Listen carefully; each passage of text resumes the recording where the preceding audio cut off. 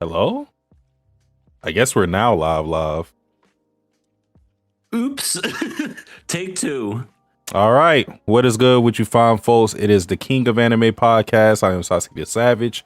He is everything animated. We are KOA, and you guys missed the best intro ever because of OBS. You couldn't have said it better. Oh, I love it. I love how it looks. Well, that's this screen. The other screen looks like this. You'll see right there. That's where I have the background on there because I wasn't able to do it for all the other screens. But you might see like what I mean with the like grainy part. But that part looks good. Let me see what the other part you're talking about.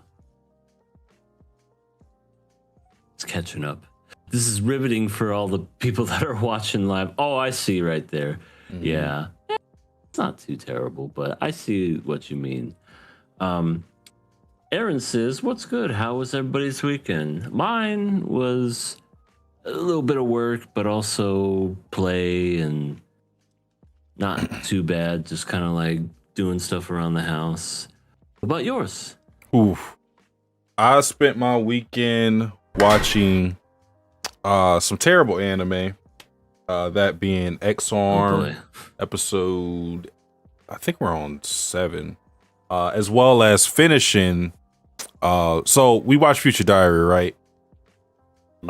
Little did we know the mangaka for Future Diary had another series that he made after Future Diary that's even worse.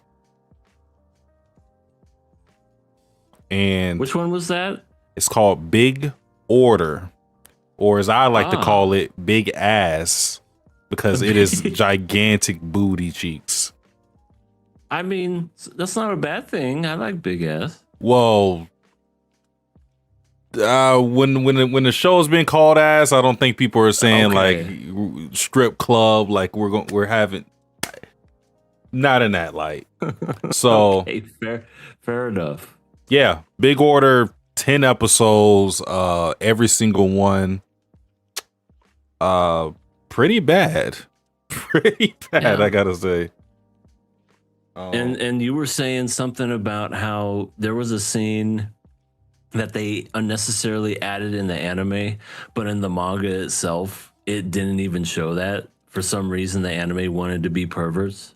Yeah, so there was like an incest scene that happened midway into the show, like episode 5, and then one would. It didn't reoccurred in the last episode, and so it's big orders, big ass, and I'm just like, man, mangaka for Future Diary is just terrible. And while that is still true, it is crazy to know that the anime just added that was not something that existed in the manga. So while you can say the mangaka for Future Diary and Big Order is not that great of a writer, continues making everything convoluted with this plot, not good at romance. You can't say that he's incestuous, He hasn't done that. He hasn't gone that far yet, as far as I know. Not that far that we know, unless there's evidence that shows otherwise, I suppose. Yeah. Oh boy. Oh, it sounds like you had a fun weekend. Yeah, I also bought that new game. What was it called? Something Shell. Mortal Shell 2. That's what it's called. Mortal Shell 2. Oh yeah, that came out this past week. Yeah. I played it for about like an hour and some change because I was I had time before I like did my main stuff on the stream. It was pretty cool. It was pretty cool from what I played. I tried to get to another stage in there though. Like I got past like the tutorial stuff, and I was about to advance to the next stage, and I was getting my ass whooped, and I went like, wait a minute. I don't know if I'm supposed to be here. Hello, Trayvon. Welcome on in. Nice to see you as always. What's good? All right. I think it's time to crush everybody's spirits hopes and dreams with Oh yeah. this riveting news that we have for you. We got some to give you. Just now, let's get ready for the KOA. It's Miracle! I feel like we've never had any good Crunchyroll news since we've done this podcast. No. And Yeah. if there is good Crunchyroll news, it's usually to bring upon their downfall. And even then, it's like that lasts for like what, a week, and then they're back to hoeing subscribers. So, last time we talked about Crunchyroll, I'm pretty sure we talked about the whole, if you want to be a part of the Crunchyroll story, you had to be a mega fan. You had to basically be, you had to have like the big, the higher tier subscription to be a part of the Crunchyroll store, which is interesting to say the least. But now they decided, all the stuff that we got in the store, kind of the reason why we bought or we acquired Right Stuff, you know, that one site that had all the anime, manga, and merchandise and all that stuff. They said, what if we just got rid of all that shit? They are to remove all their physical manga and light novels from their store. So if you use the Right Stuff, which I bought pretty much my whole collection of Watamote that is still ongoing right now from Right Stuff. If you bought anything like that from Right Stuff and consequently Crunchyroll, you won't be able to do that. Not physically, at least. You can always buy it digitally though. Yay. Yeah. I'm so I love it here. I so love it here. I love the fact that it's I remember hearing it a long time ago, and I always thought it was a big fat fucking joke, but the more life goes on, the more it just becomes true and truer. You will own nothing and you will love it. Yep. And that's what's happening is this. I'm like, what do you mean own nothing? And we're gonna like, what the fuck? No, you're crazy. Video games, manga, and all this other shit is ugh. Yeah, but it's like they're helping you out, EA. It's like you don't have enough space for all this collection of manga and stuff like that. So they're helping you out so you don't have to lug all that heavy shit around. You can just go on their site, go read whatever you need to read. And if they up the price for their subscription so you can continue reading it, well, then so fucking be it. They're doing you a big favor. Why are you being so unappreciative? Right. It's not like they're doing this and then whenever you're in the middle of reading something, all of a sudden the cliffhanger happens and oh well, we lost the license to that. Sorry. Guess you're gonna have to learn how to fucking imagine what happened. So because you ain't gonna get nothing now. Yeah, or if they arbitrarily just remove stuff for like themes. I'm not saying they've done that yet, but I wouldn't be surprised if they're like, oh yeah, this is like too lewd or something. Let's remove this from the site.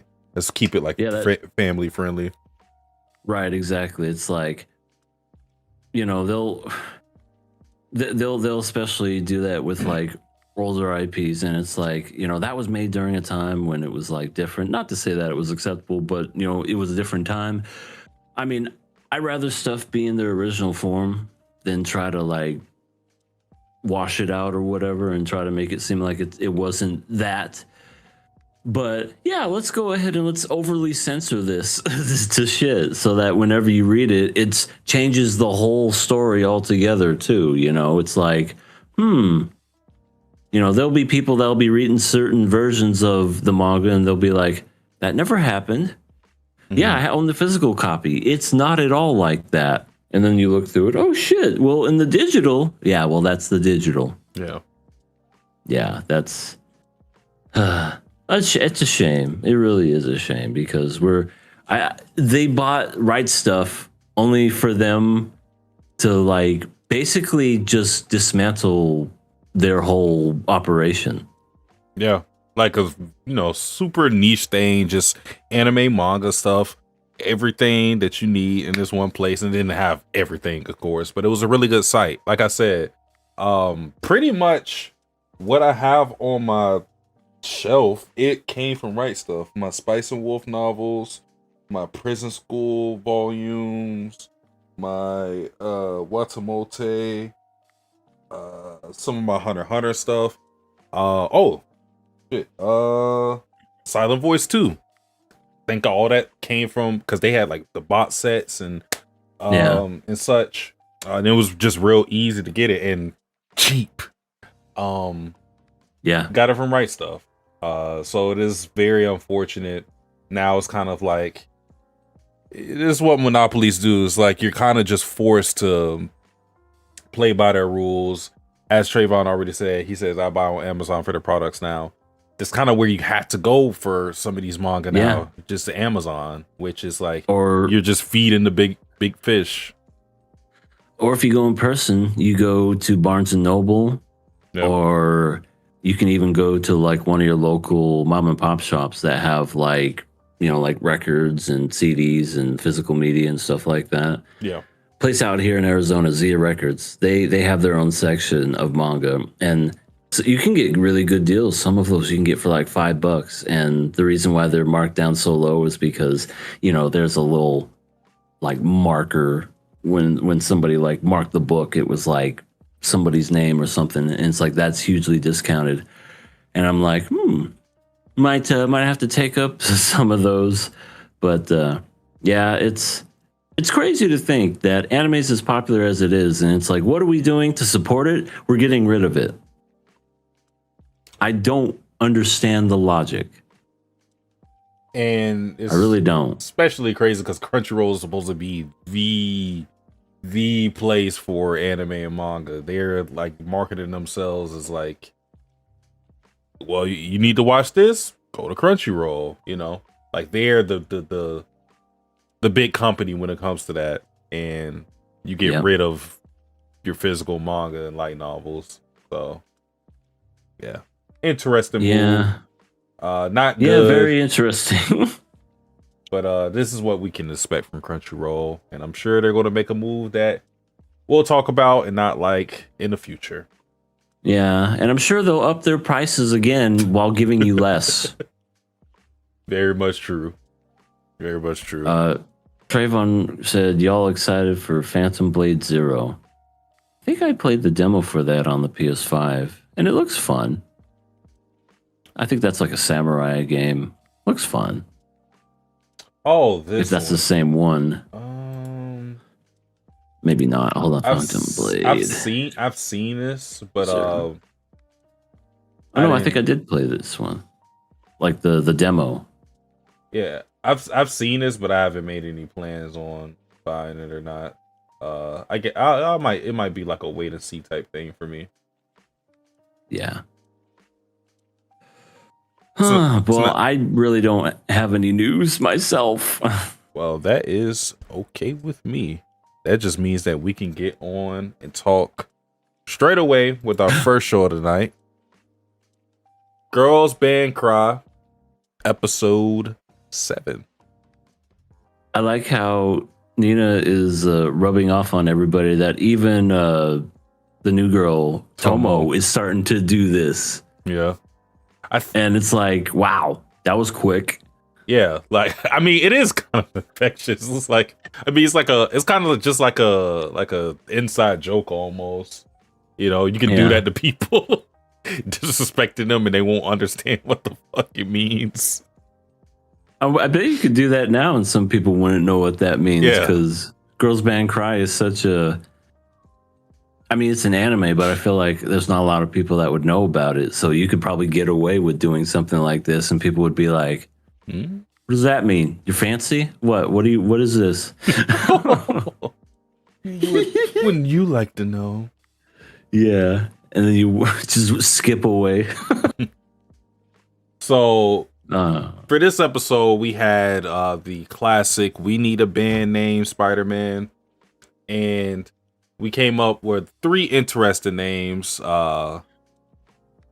Dream Girl, which came from Subaru, Chocolate, which came from Nina, and Udine, which came from Tomo. Are you feeling any of these names? I feel like, well, Dream Girl is a movie with Beyonce and all them, so I don't think that would work. Chocolate, I don't know. That's kind of on the nose. Yeah. You think of either the SpongeBob meme or Baby Metal with their song Chocolate, and then Udine. Isn't that like a food? Pretty sure. 'Cause I know udon, but I mean, I like when they said all the names at the same time. The subtitles were like piled on top of one another, and I was well, I don't know what you saw. I saw it; it was all piled on top of one another, and I was like, I don't know what's going on, and I can't read it. Mine's one was like at the top, one and two were at the bottom like that. Okay. I guess the site that I saw it on decided to just literally smash all the words together to where it just looked like a giant blob. I'm not even kidding. Oh, and apparently Udine is a mythical female water spirit or water nymph. So you know what? That probably sounds the best. I was about to say, I don't think we can eat that.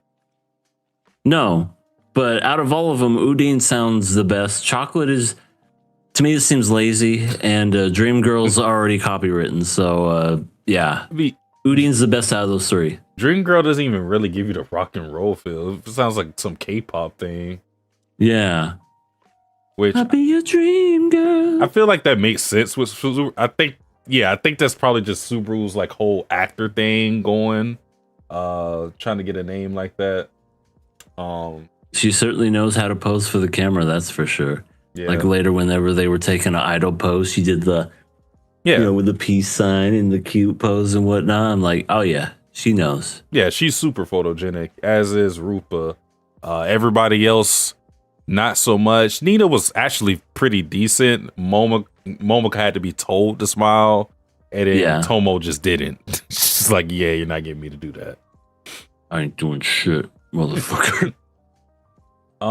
So we got a big conflict in this episode, which is that Nina fucking sucks at school. Yep. Yeah. She sucks so much that her own sister had to come and basically tell her to her face that she sucks. It was basically just like, I tried to call you. I wanted to surprise you. I didn't think you'd be out this late, but Nina, what the fuck's going on? Why do you suck so much ass? And Nina's just like, I'm so sorry. And then just, even her sister was like basically patting her lap so that she could lay in it and she could just coddle her and everything. It's like, how many times has she had to do this to her little sister? Basically just, I don't know.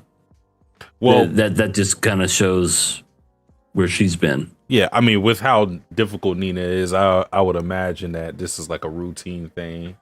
How did you feel about the sister, just in terms of like how she, like her outlook on Nina's problem? Do you think she gave good advice, or? God, just remind me again. I'm sorry.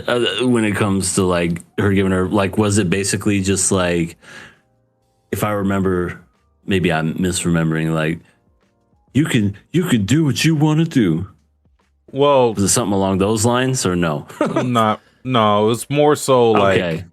Well, the initial plan of her leaving to do this whole thing of cram school, this path of going to college, she supported that. She thought that her dad was wrong in a situation of them having a rift. Because the whole thing was like she got bullied and she felt like her parents didn't support her, so she left home. So she supported her in that initial idea. But once it seemed clear that Nina wasn't taking school seriously, and she suggested that she was going to, leave home for good, that was when her sister is like, no, I can't support that because you pretty much already burnt the bridge the first time, which I understood why you did it, but now you're like furthering, like distancing yourself. So that's where she was like, no, I can't do this. Okay. Now, to answer your question, do I think that was a good choice? I always feel that, you know, if nothing else, you can always fall back on the fact that you have a high school diploma whenever you graduate, you know. Same thing if you go to college and you get a degree that way. So I understand where the sister's coming from because, you know, that, yeah, would it be great if you can make it big and become a celebrity and all that other stuff? Sure. Absolutely. But how many stories of bands have we heard go the distance and then not even like make it that far, only for them to fall on hard times? You know what I mean? I mean, I feel like the stories that you don't hear are the stories that you should be worried about. Like, there's a whole bunch of people who just don't make it, period, at all. Correct. And I think that just goes to show that she's looking out for her. She's looking out for her sister. And even though Nina's like, I don't want to do this, I think she's essentially just saying, you know, yeah, I understand this is your dream, but sometimes you have to be realistic about these things. And I think that's what kind of she's, not to say that she can't do it, but I feel like it's one of those,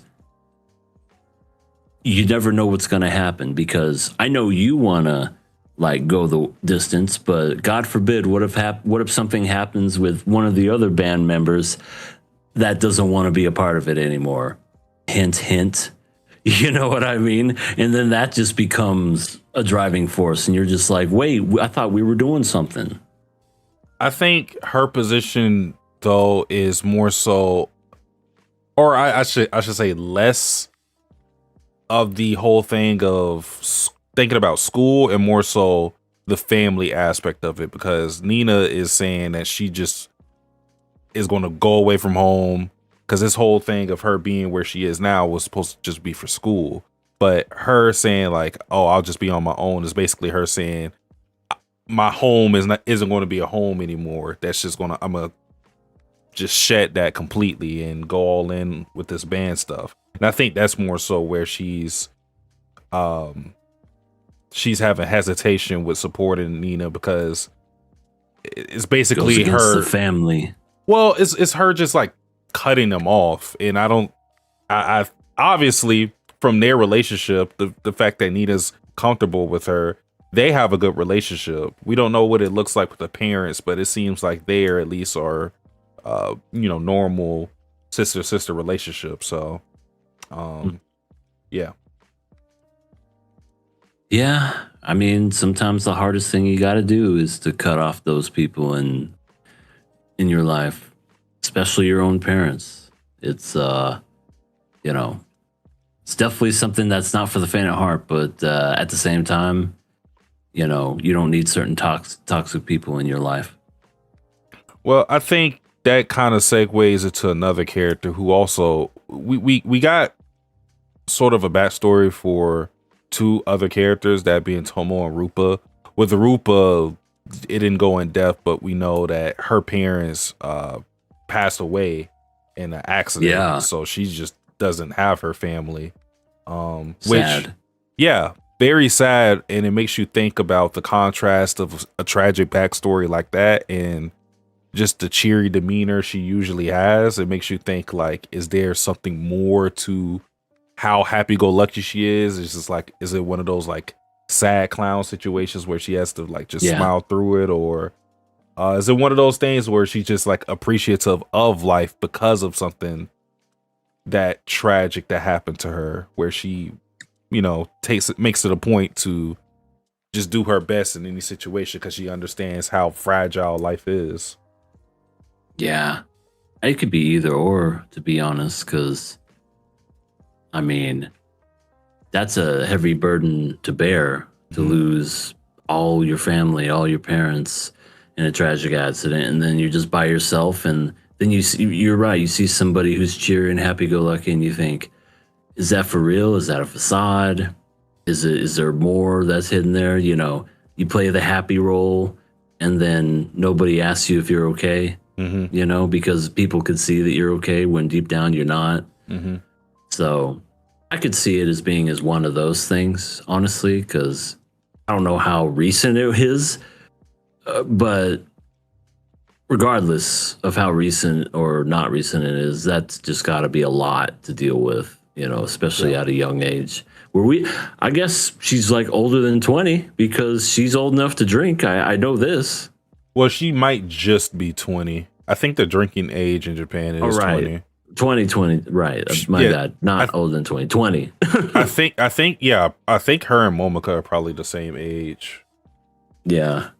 And as we saw, Rupa can take drinks like nothing. So like she could barely get any drunk, and Momika's just like, I'm trying to ship you over there. She's just drinking it like it's tea. Yeah. I'm like, God. Yeah, just stinking drunk. Yeah. Absolutely stinking drunk.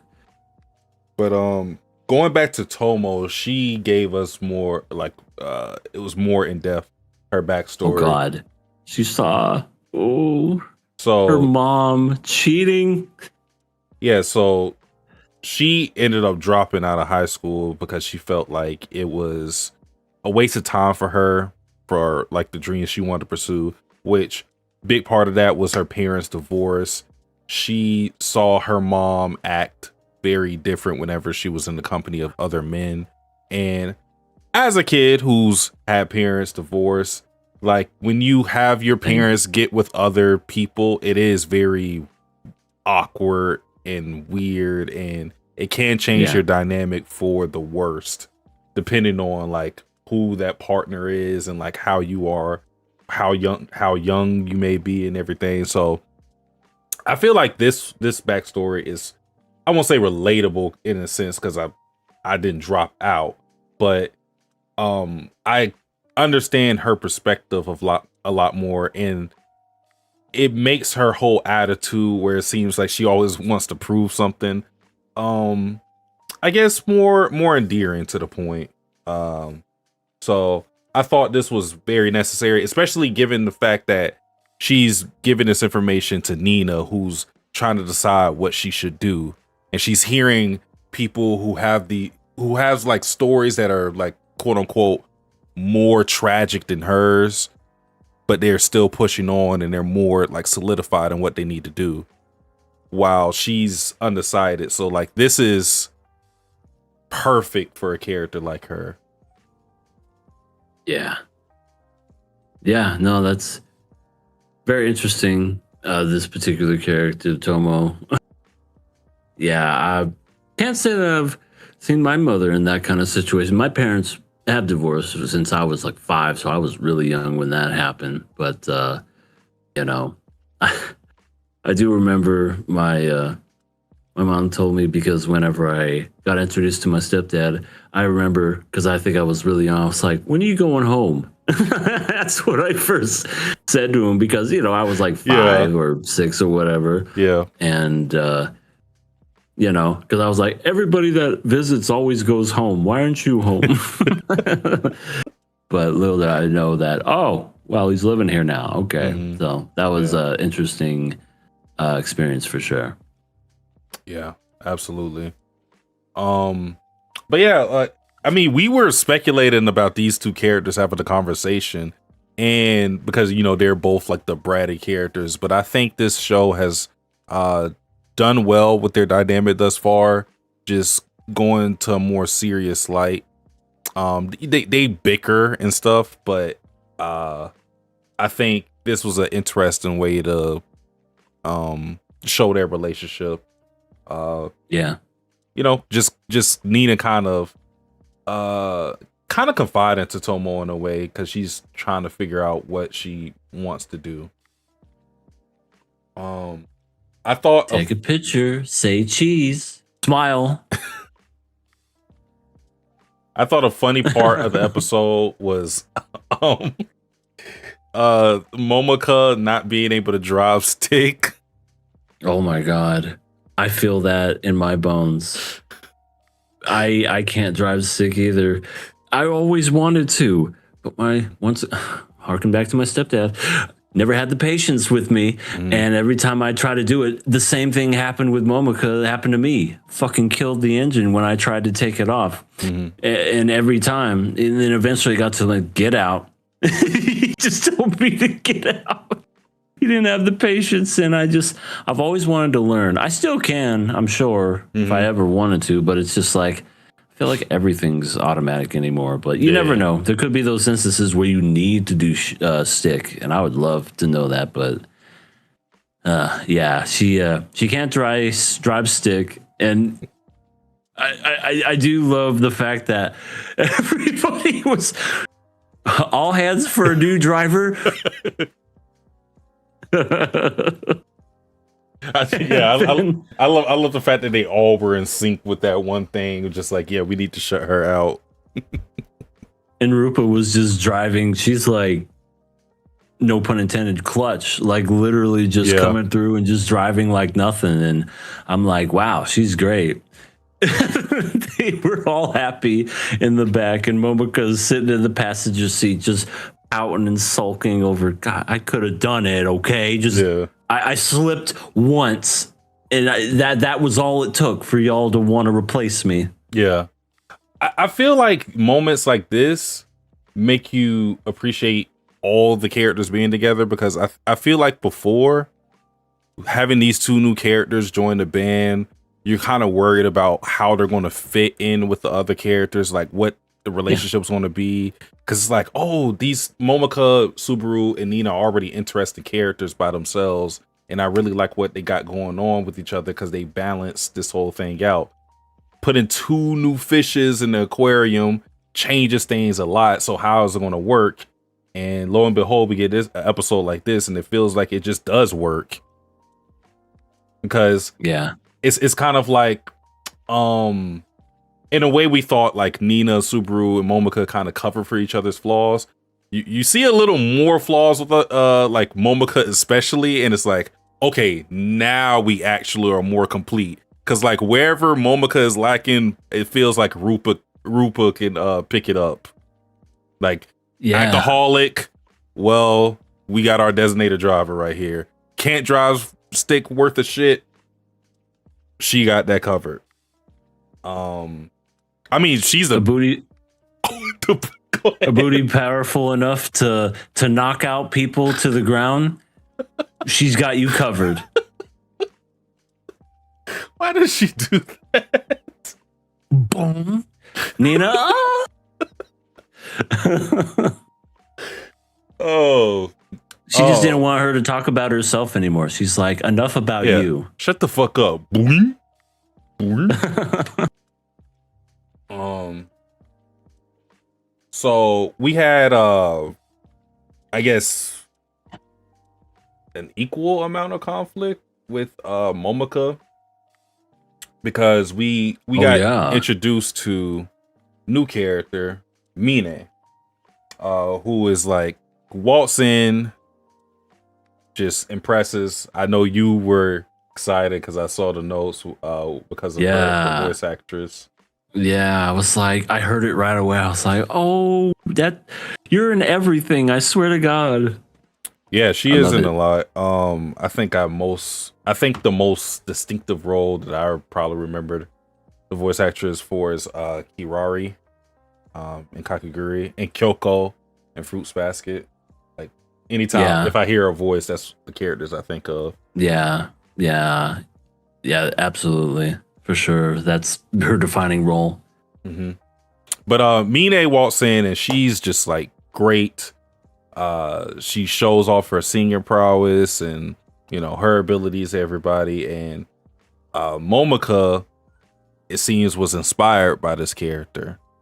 But she drops a bombshell on us and she says, well, after this performance, it's going to be my last performance because I'm going to quit. I don't feel like my music is right to go professional. So I'm just going to leave and let you guys keep going forward. Man, why? I mean, she just left one band, got passionate enough for this band. Nina was doing the to her, so you know she wanted it, and now she's just like, "Well, I suck. I'm leaving the band." It's because they wouldn't let her drop stick. Oh my, dude, it's probably because of that. It's like, motherfuckers didn't want me to drive stick. Guess what? I'm quitting the band. See you drive stick now. To me, the way I interpret it is that it feels more real now. Before, it felt like, oh, we're just kind of like doing our hobby type of thing. But now, when you have characters like Rupa and Tomo join, who are more serious, it was different when you had Subaru and Nina join, because Subaru and Nina are novices at this. You had more experience than them. But now, when you have Tomo and Rupa, and she could still have more experience than them. I'm not entirely sure like how long they've been playing, but these guys they have their own following. They're solidified as a group. So they're not joining you as like deer in headlights or whatever. They have things figured out. And the reason that's important is because when they're joining, the whole expectations of the band changes now, because these are guys who have seen some success and who know how to navigate things. So now I feel like the pressure mounted on Momoko, where it feels like, okay, this isn't just us fucking around anymore. This is something very serious. And I think she, like Mine said, I think Momoko more than anything is just scared of failing, because she loves music so much. And the more real the situation becomes, the more evident it is that she could put all her faith in the band and it all be for naught. Yeah, she's definitely scared. I mean, it must be a scary feeling to, I mean, think about it. She was in a previous band before and left, and they got successful and whatnot. And now she's in a band again, and, you know, maybe those same feelings come again. She's like, I don't know. Do I want to go through all this again? Or do I just want to instead of getting hurt, just kind of cut my ties and leave before I even experience the pain? Yeah. Yeah. I think I attribute it just to a real relationship where it's like, not exactly abandonment issues, but you have the fear of being hurt because you've been Commitment hurt. issues. True. That's a lot better. Where you got hurt the first time, and the second time you're kind of, I mean, you can relate it to sports too. It's what do they call it? Not being punch drunk, but it's God. It's like seeing ghost. You can use it in boxing and football. Yeah. Like, you get sacked enough, you start flinching in the pocket. You start preemptively doing things before you actually experience getting hurt. And it's the same deal here. It's like she's already moving to quit because she has this vision of things failing, not going the way she wanted again.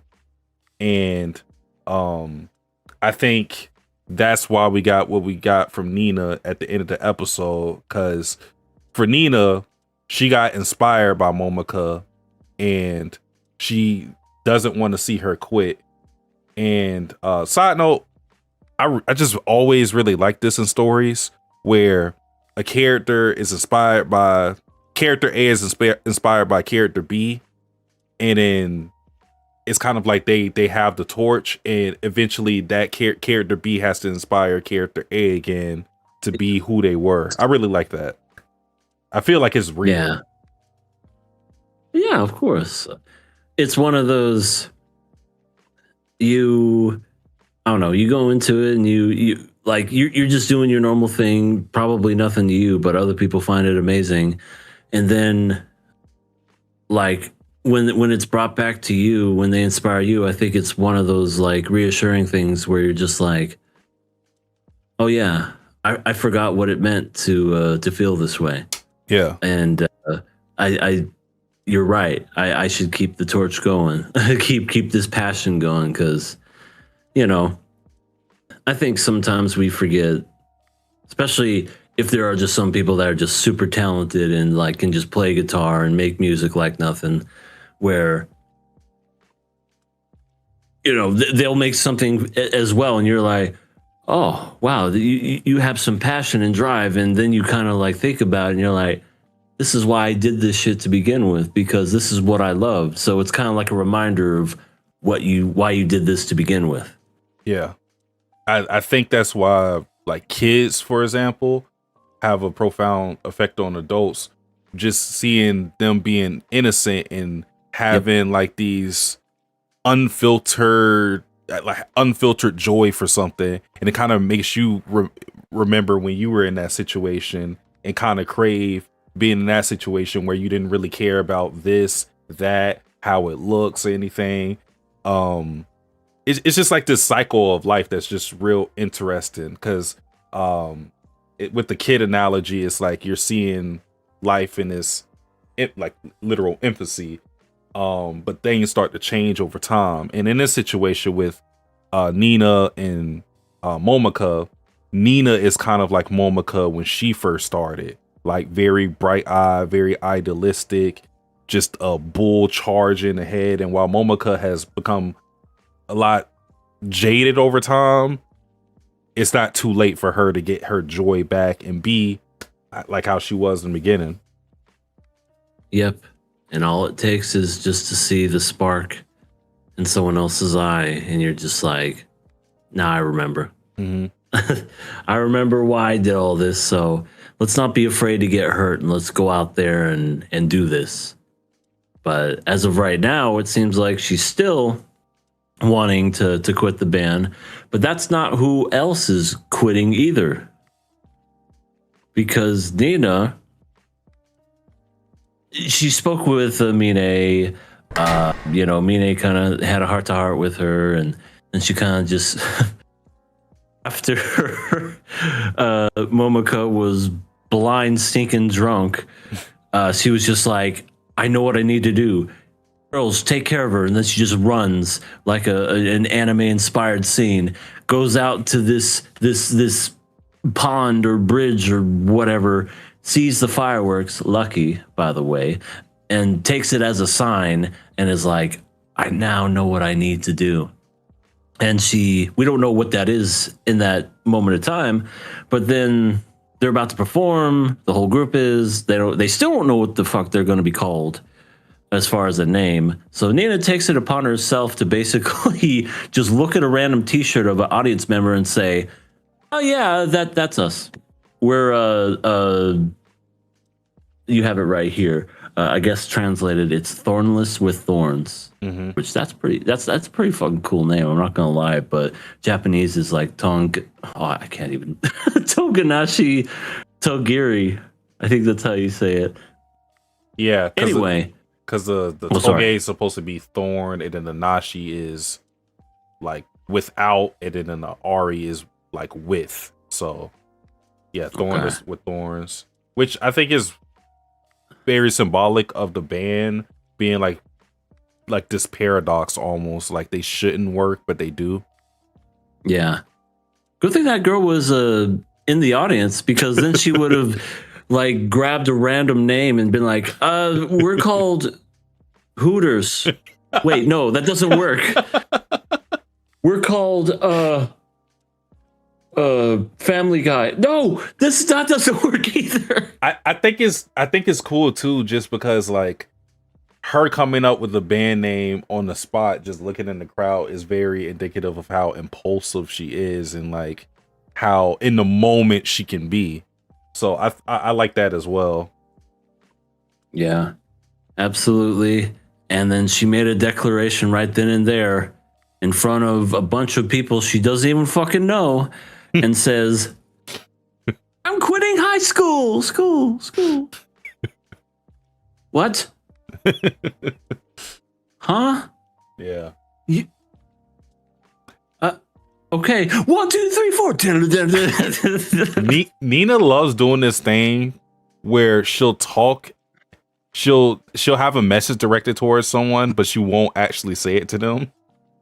So Yeah. like this is the second time that she's had something to say to Momika, but she's like announced it in the crowd or something instead of just saying it to her. Which I mean, I get why she does it, because Momika's been like very aloof and avoidant. So this is like her way of this is her way, I feel, of showing Momika that she's serious, that she's willing to go all in, and all she needs is for her to extend her hand, and then she'll or they will do great as a band.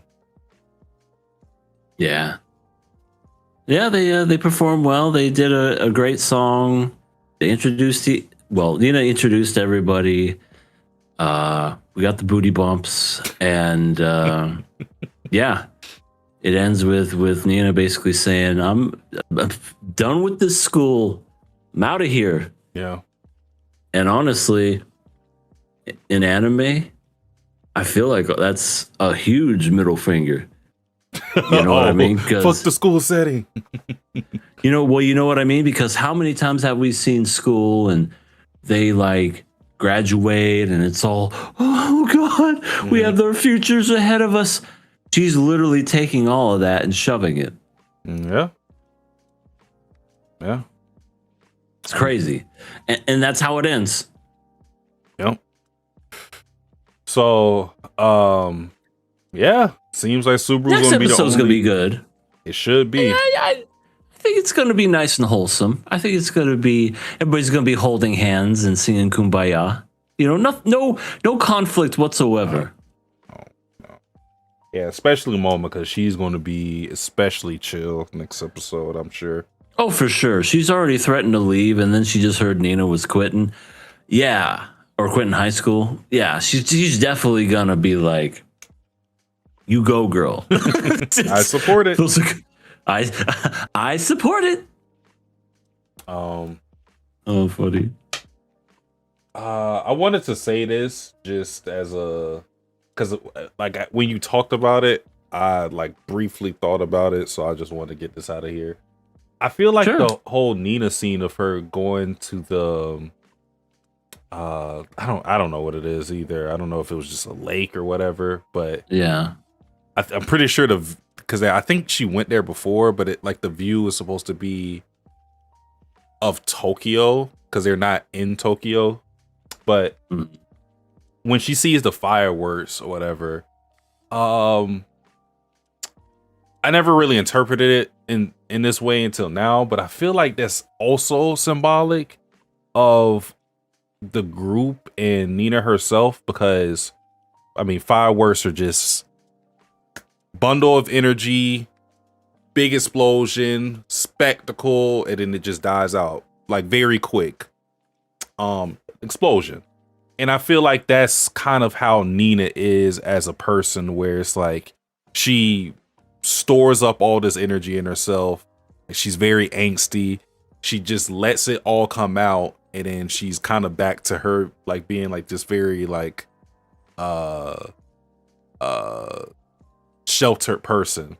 Yeah. And as far as the band, I think she just wants to like make a big impact. Maybe not be like, maybe not have like longevity or whatever, but like just do your thing and then let it be. You know, I feel like it may not have been symbolic like that, but it just crossed my mind that it could be interpreted that way. Live in the moment and be happy for what it was, than to never know what it was like and be living with regret. Absolutely. Well said. Yeah. I think we covered pretty much everything to talk about with this episode. Very much enjoyed this one. Yeah, it was nice. It was a good episode. This is probably my favorite one so far. I'm curious to see what's going to happen in the next few episodes. All right. That being said, we can move on to our next show. That being Daemons of the Shadow Realm. Episode 20. And we got Ivan. Pervert. Just the pervert. Right. Why does everybody keep saying that? Yeah, Ivan. He was, last we saw, going to be putting on the finishing moves on left. But then he got, he got a bunch of arrows coming at him from Yuru. And then Derek comes in and shoots his gun. And this man can reflect bullets with his damn swords. And I'm like, God, the hell? Yeah. And they jumped this man and he still wasn't, I won't say he wasn't phased, but he was able to hold his own and still almost really able was. to kill like 2 of them. Yeah, takes out Yuru, nicks his arm, and then I don't think he hits anyone else. Like he was about to like finish off some other people, but then he was just like, you know what? This is too much for me, so that he just retreats and goes into the warehouse and teleports himself. So he gets away, unfortunately. But honestly, it was probably the best for both of them, both Ivan and the rest of the crew, because Left was not in a good shape. she had her energy sapped from her, and I just love how every time she was talking, she was just lying flat on her back like, sorry, I didn't mean to make that happen. I'm sorry. She's just laying on her back, not even moving, like a bored piece of flesh. So I guess we got like we got the whole powers of Ivan. It seems like just one of his swords does the whole dimension cutting thing. I think it's the one. Actually, no, I'm not sure if it's the one that like talks a lot or the one that doesn't talk at all. But one does that whole dimension cutting thing, and the other one does the like Android 19 energy sap, which I don't suck all your energy. I don't know how these abilities like go together exactly. Right? But how do they coincide? Yeah, I'm not sure, but dimension cutting, sucking energy. I don't know. But okay, I guess that's what he Logic. can do. And also, it doesn't even just like stop at sapping energy. It like transfers it like to himself. So because that was his issue, is that he absorbed Left's energy and like it was too much for him to handle as a human. Well, maybe it's one of those things because the one sword cuts dimensions and the other sword cuts power. Like maybe. Because it was through Left. So maybe it's one of those, if you like cut, he's like Kirby and just sucks up their abilities or energy and stuff. I don't know. I wonder how far that goes though. Like what does it mean to sap someone's energy? Like is it just like vitality? Is it like literal stamina? Is it actually like life force? We don't exactly know what that means because however his power works, Left might be affected by it for all we know forever, because we don't know like how far this power goes. True. And whenever he had the power, he felt like it was like doing jackhammers against his chest. Like it was like an energy drink that just like his heart was beating out of his chest, like, because that's what we learned. Like he had the power, but it was like too much. Yeah. Speaking of jackhammers, energy drinks, did you know that McDonald's has a drink on their menu called a Red Bull Dragonberry? That sounds like hell. I don't know who's going to order that, but prayers to you. I can't do energy drinks, period. Last energy drink I had, I felt like my heart was beating out of my chest. I just can't do them. Yeah, I haven't done the energy drink in so long. Like when I was younger, In middle school, like the cool thing to drink was Monsters. Like everybody around me was drinking Monsters. So I would try some because they had a vending machine near my grandparents' place where I would be at to go to the bus stop. But after a while, I'm just like, why am I drinking this when it's more expensive than stuff I just like straight up? Like I like Brisk tea more than this. I like Arizona more than this. Why am I buying Monsters still? And I just stopped after that because I didn't need the energy. Not at that time. Oh no. I mean, yeah, I used to take the pre-workout stuff too, and I feel like pre-workout does the same thing to me. Like it just gets me so amped. I don't know.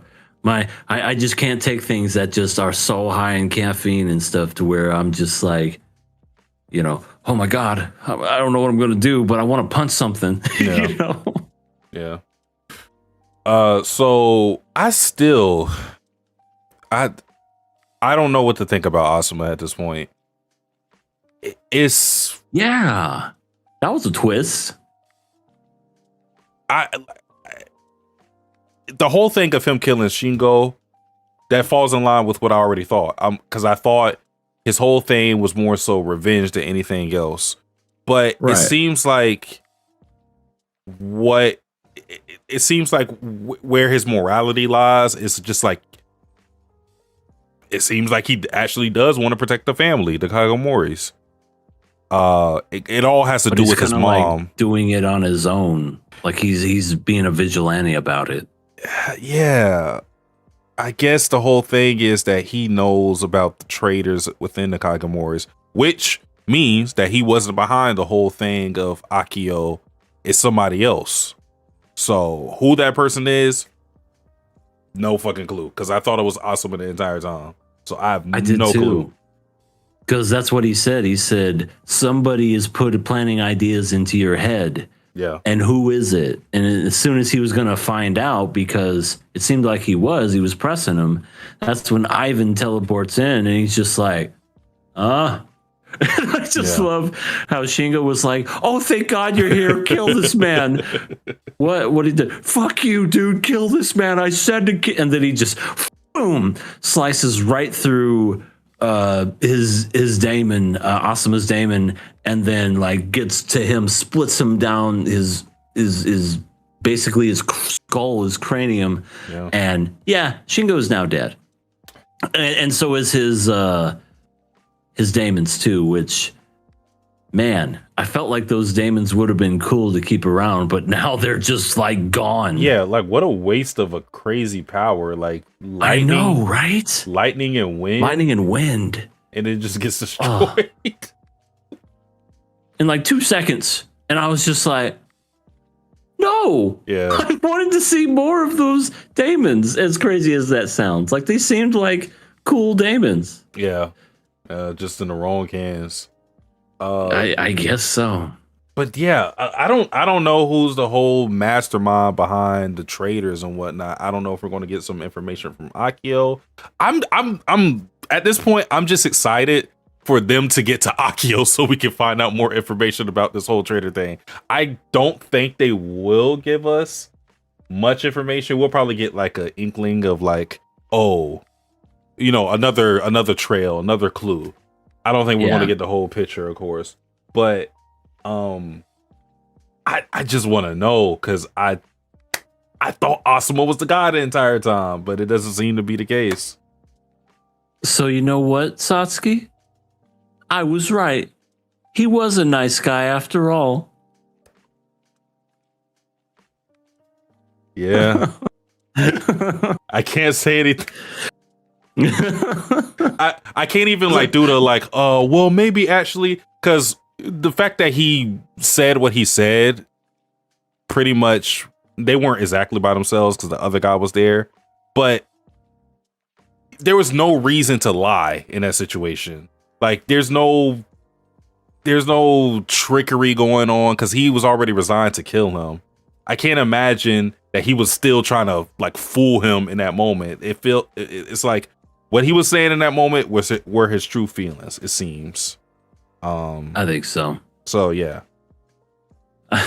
I just like how it seemed like they did this whole Asuma versus Ivan thing, and it's like he had a pocket knife, and Ivan has these two swords that have taken out millions of people, and it's like, I wonder who's going to win. Well, I look back at that scene because it did look like Shingo just got, or Asuma got handled. If you look back at the scene though, Ivan said something where he said, like once Asa and Asa and the crew were coming up, he said something to the effect of, I gotta leave because he was worried about, because he said the Daemons of Asuma, he was worried about it. And if you look, you saw the little like a moth on his back. So it seemed like he had like something that he was about to do. Yeah, and his Daemon wasn't officially dead. Yeah. That means he's still alive, but barely. Mm-hmm. So yeah, it did look like Asuma just got, absolutely bullied and whatnot, but it seemed also that he had something that he was about to do to him. Yeah. Curious to see what would have happened, but I think out of that whole interaction, the luckiest guy in the world was that hired henchman. And I'm talking about the one who was tied up. His Daemons were seconds away from fucking dying. Mm-hmm. The knife gets ricocheted and like hit into the wall. Yeah. And he uses that to cut himself free. And then he escapes. I bet that's one of those. He's like, fuck this. I'm retiring. I ain't ever doing this shit again. Yeah. That might have like some plot implications later on just because like he's one of the Higashi guys. So like he lived. Yeah, he can relay the information to like, Dara, he's not really with us. He's pretty much taking the side of Yuru. So that might, like, Dara is kind of already avoiding those guys, but I feel like this is going to just further isolate him and now it's going to be like Dara and the rest are pretty much going to be more of a real family as time goes on because they're not going to have anybody else to lean on. Yeah, and thus ends this whole Euro being captured and Shingo whatever arc.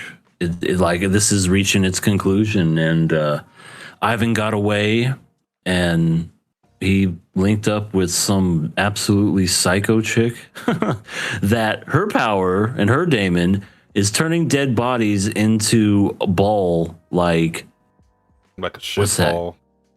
Yeah, shit ball. But what's the dung beetle? That's what it's called, like a dung beetle.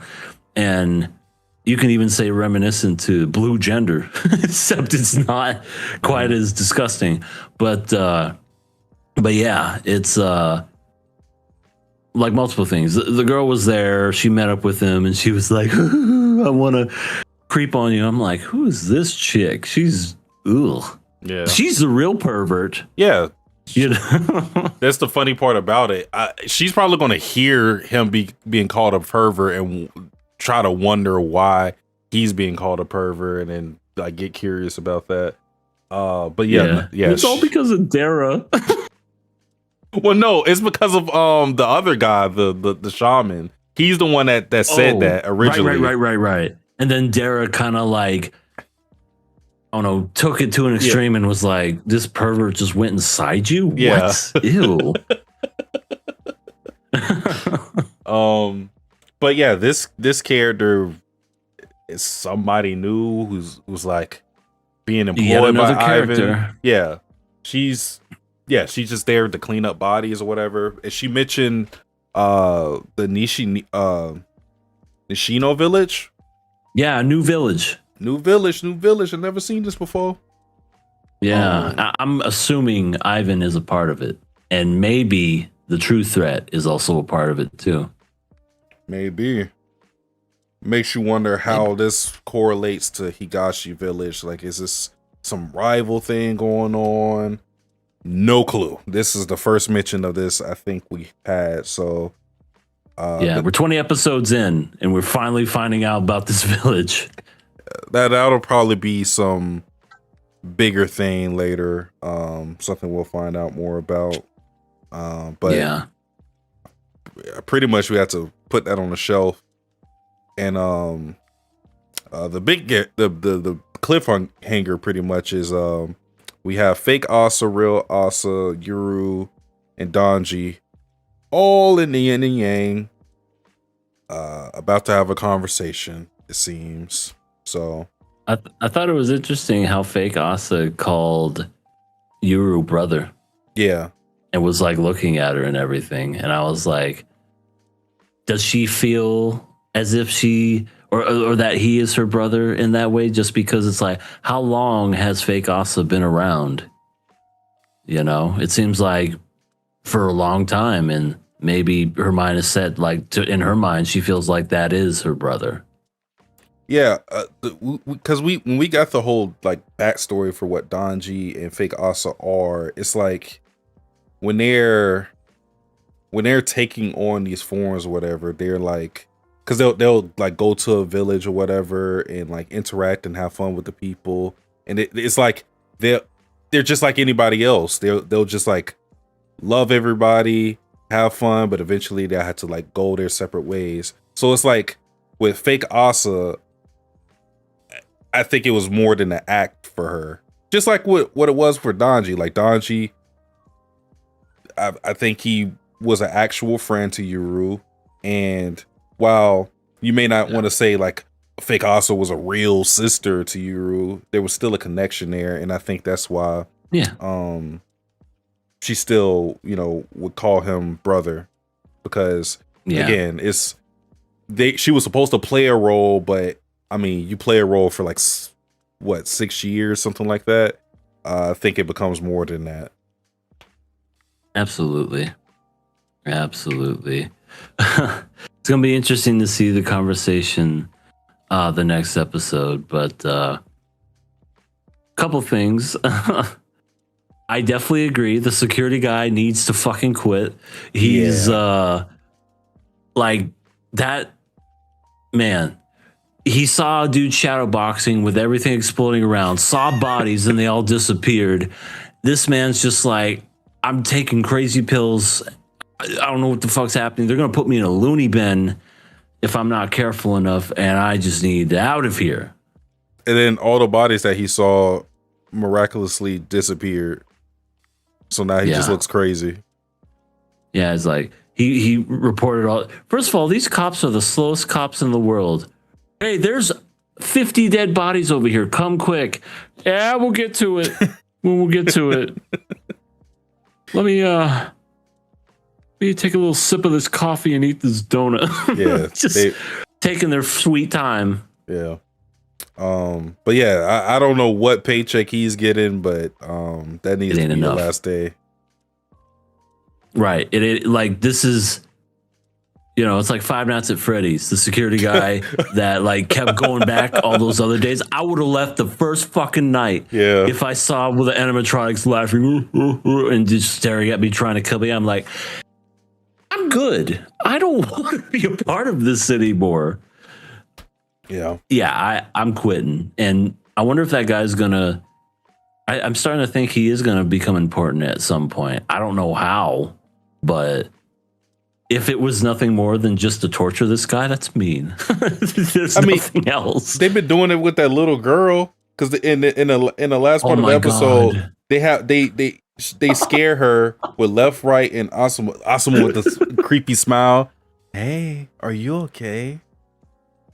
Oh yeah, and I'm like, she cried seeing him, and then right and left were there, and she just fainted. She didn't even cry; she just fainted. Yeah, because it was left, right, and then a big yin yang monster, and it's like, oh. To be fair to well, no, because they wouldn't be able to show themselves to people. You had to already be like spiritually in tuned, which she was, because she's had occasions where she's like either heard or seen stuff from them, like even when she was in Higashi Village. But my point is, this girl just has so much trauma. She can't even go back to the village because she don't have any parents. Yeah, she's. I mean, we say some characters like Euro suffered and Asa suffered. This girl suffered a lot, and it's only a Tuesday. You know what I mean? Like, her week just got started. Yeah. Holy shit. I wonder what they're going to end up doing with her. I don't even know if you can send her back to the village. They already fear that the village is pretty much done for. So what happens? If this character ends up dead somehow, how fucked up would that be? She was a hostage, she was this and that, and then just out of nowhere, Ivan just comes out of nowhere and just goes slice, and then she's fucking dead. I'd be like, what was the point of all that? Yeah. Someone has to take her in. Maybe the Kagamoris, maybe they run a daycare or something. I don't know. They seem to like to take in a lot of people. I mean, to put her to work. True. I mean, you had those other people that were new get put to work. She'll be the same way. And she'll be like, I'm scared of this, of that. And then, oh my God, like,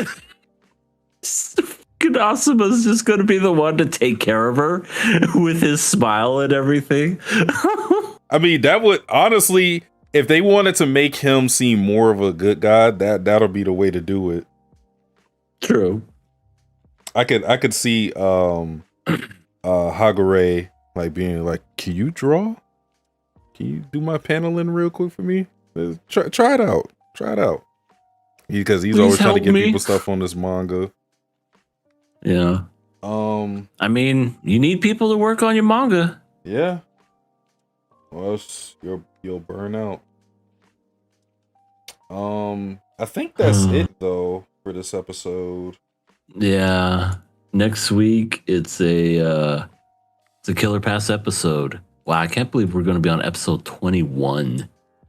Episode. Insane. Midnight is in the chat. Midnight says, would y'all trust me with a daycare? Also, sup y'all? No. I don't know you, but I trust Satsuki, so I'll say no. All right. Moving on to the next show. We are talking Speaking of more depressing news. Yeah. I Want to Love You to Your Dying Day, episode 7, and it's never been more true of a title for this episode. Man. I mean, I had a feeling it was going to be coming soon because I kept saying it's too perfect right now. It's too nice. Like, it just feels like something's off and it feels like something's going to happen. And sure enough, I mean, maybe we don't talk about it now. Maybe we'll tease that for later. But something did happen, and it was just like, man. Yeah. But the happy stuff at the beginning, happy. Yeah, happy. We got the duel, and the duel was extremely one-sided, and maybe was about to kill Seiron. She was about to. It's like, don't use any kill magic. Hi.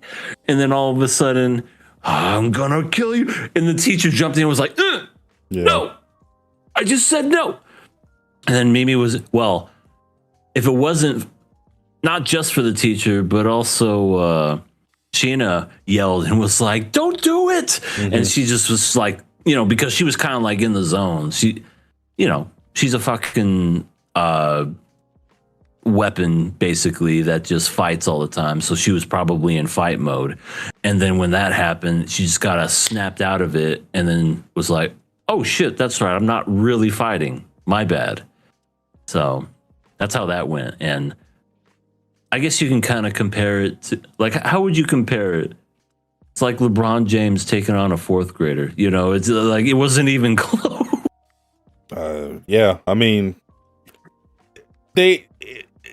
Fran says as much that the battle was never even supposed to be some even thing.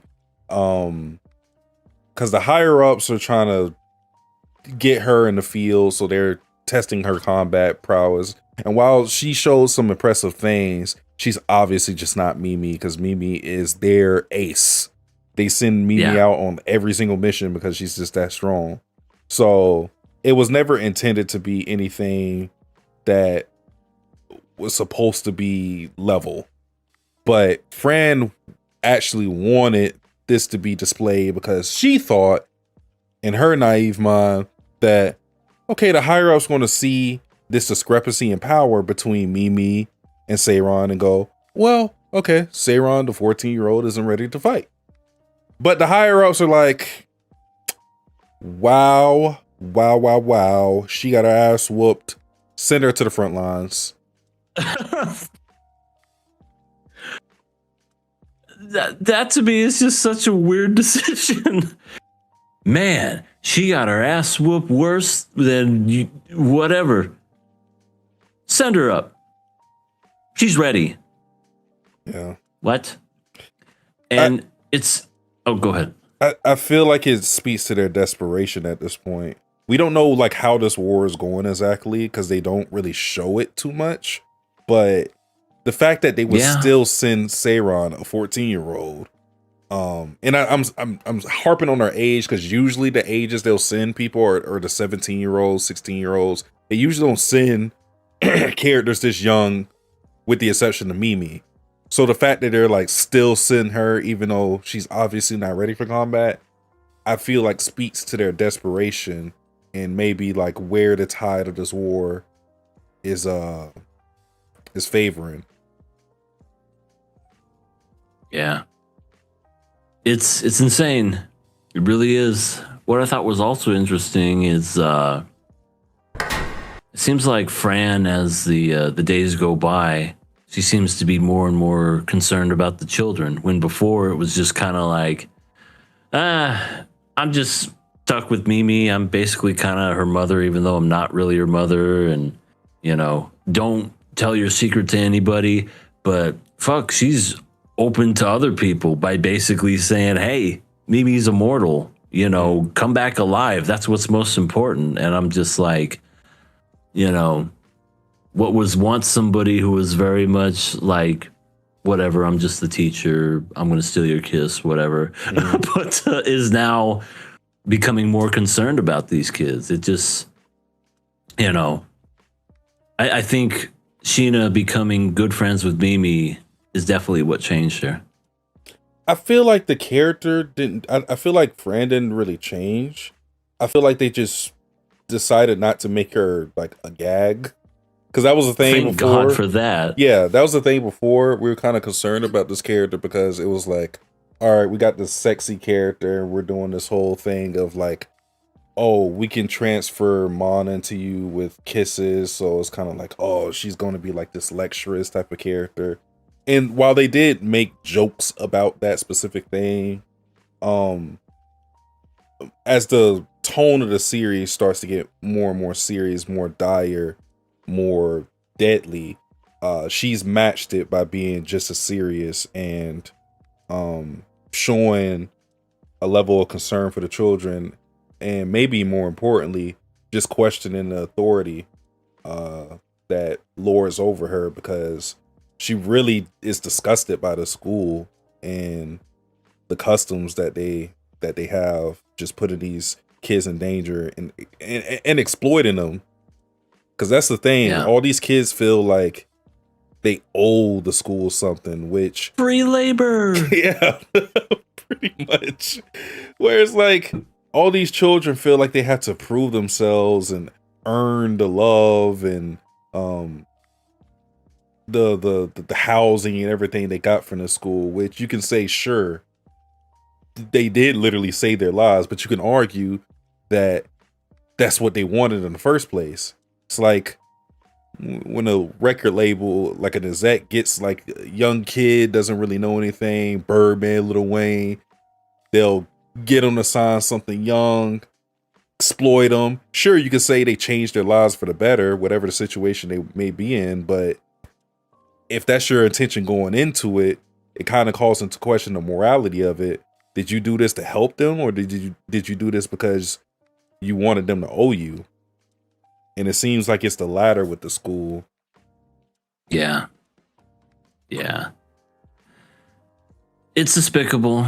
It's deplorable for sure. But I'm glad I wish we could have gotten this side of Fran first off instead of assuming she was just going to be this lecherous character. But I don't know. I guess that's asking for too much. But no, I'm glad that she is who she is now because she definitely cares. You know, she's very much like opposed and against it and everything, but it seems like she's not in the position to object and say anything. I mean, she could say it all she wants, but once the elders have their minds made up, it sounds like that's it.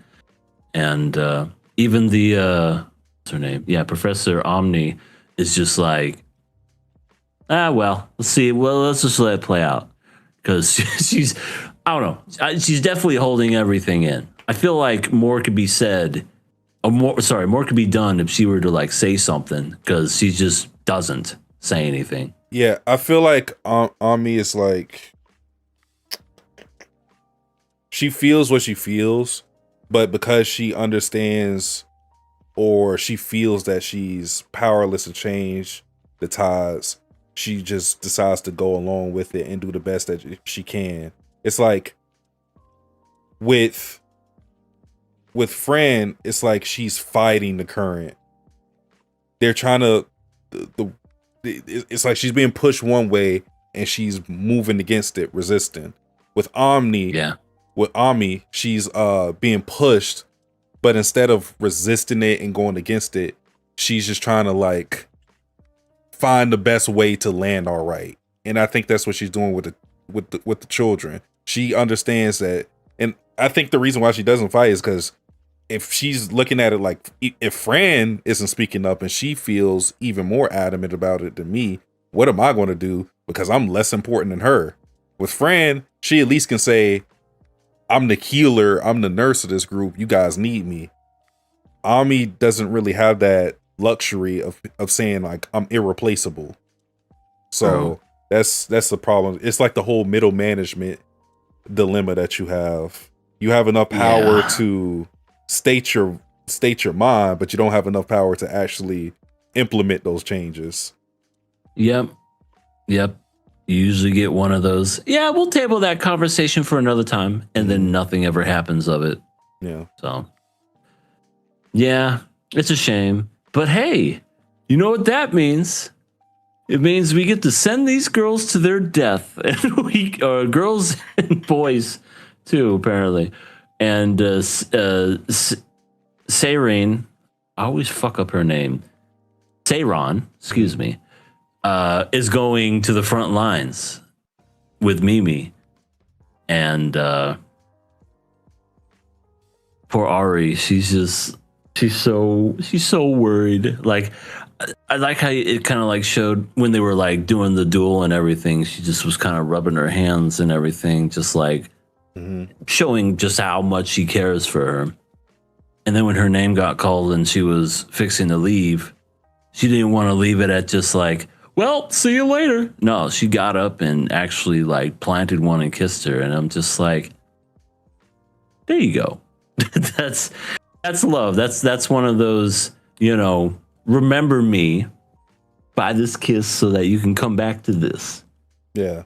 I like that moment too, just because they focused on them and not like the reactions of, because it happened in the middle of class, and I felt like, it wasn't like, yeah, like, oh, what is that? Like, you know what I mean? They didn't they didn't change the tone of the moment by focusing on anybody else's reaction to what they saw, because it was all about, I mean, it's pretty much just like literally like a wife kissing their husband who's going off to war before it happens.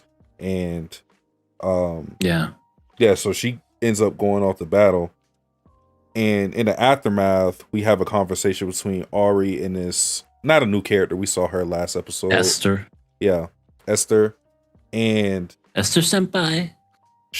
I'm pretty sure, I may be wrong, but I'm pretty sure she's the one that had they gave the dresses to Mimi and Sheena. I think that's the same person. So like pretty much what we talked about last podcast with that, was true with what we saw in this episode, because Esther is like, it's going to be weird to say this because these are 14-year-olds, but like, or I think she's like older, but she's like the widowed character where somebody that she loved also died due to them having a fight in the war. Because as she's seeing Seiron, she's thinking about one of her roommates or just somebody that she loved as well. And she's kind of seeing herself in Ari with the worrying and the fidgeting about whether they're going to return and be all right. And she tries to comfort her, and she tells her basically to live in a moment and appreciate what you have while you have it. Yeah.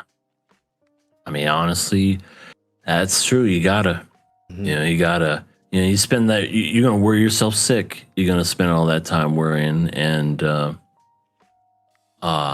essentially when she was telling her all that to, don't worry, be happy, Sheena comes in and says, they're back. And it's like, hey, I guess I didn't have to worry, because she runs up to see the returning survivors come home, and sure enough, there's Mimi and Seiron. There they are back, and everybody's happy. It's weird because, well, it's not weird, but essentially what happened, Mimi seen war thousands of times. I'm hungry, let's make some rice, whatever. Seiron comes back and is completely beside herself and goes to her room. Ari's there to comfort her, and this is another really good scene of this episode. Basically just killing. She admitted that she killed someone, and it took a lot out of her, because, I mean, to force a 14-year-old to kill someone is, I mean, regardless of age, kill anybody is a huge ask or whatever. But a 14-year-old where their life is still growing and, they're young and everything, man, you hear stories of everybody, from war and all this other stuff. It's like, everybody always remembers what it was like killing their first person. And it always sticks with them. And that's what they always say, is just that you never forget what it was when you took someone's life. And it's just, that's what she experienced. And it was so sad. Yeah. Yeah. And it's even sadder because she felt like that was something that she needed to do to repay the school back for taking her in. And then we learn about the backstories of how Ari and Seiron came to be at the school. Ari was like an orphan child who didn't have anything, and or Seiron, I meant, was like that. Ari, they said that she was a maid in a brothel before she went to the school, which is, that has its own implications, and that's just like, and Jesus. To have like a life like that, and it makes sense why they feel they're so indebted to the school, but that goes to their predatory methods, where it's like, you're not just taking these kids in to help their situation. It seems like you want kids specifically like that because they will show their undying loyalty to you and your cause, and so that you can use them as weapons without any fear that they're going to question why they're fighting in the first place. Yeah. Very manipulative for sure. And the fact that they're young too is even worse, because it's like they were orphans, they're indebted, you raised and gave them clothes. It's like, well, now that we gave something for you, you can do something for us. Mm-hmm. Yeah, it's like you can't find other ways to fight this war, but instead of just manipulating people into soldiers, it's despicable for sure. Yeah. And I may be reading too much into this. I don't think I am, though.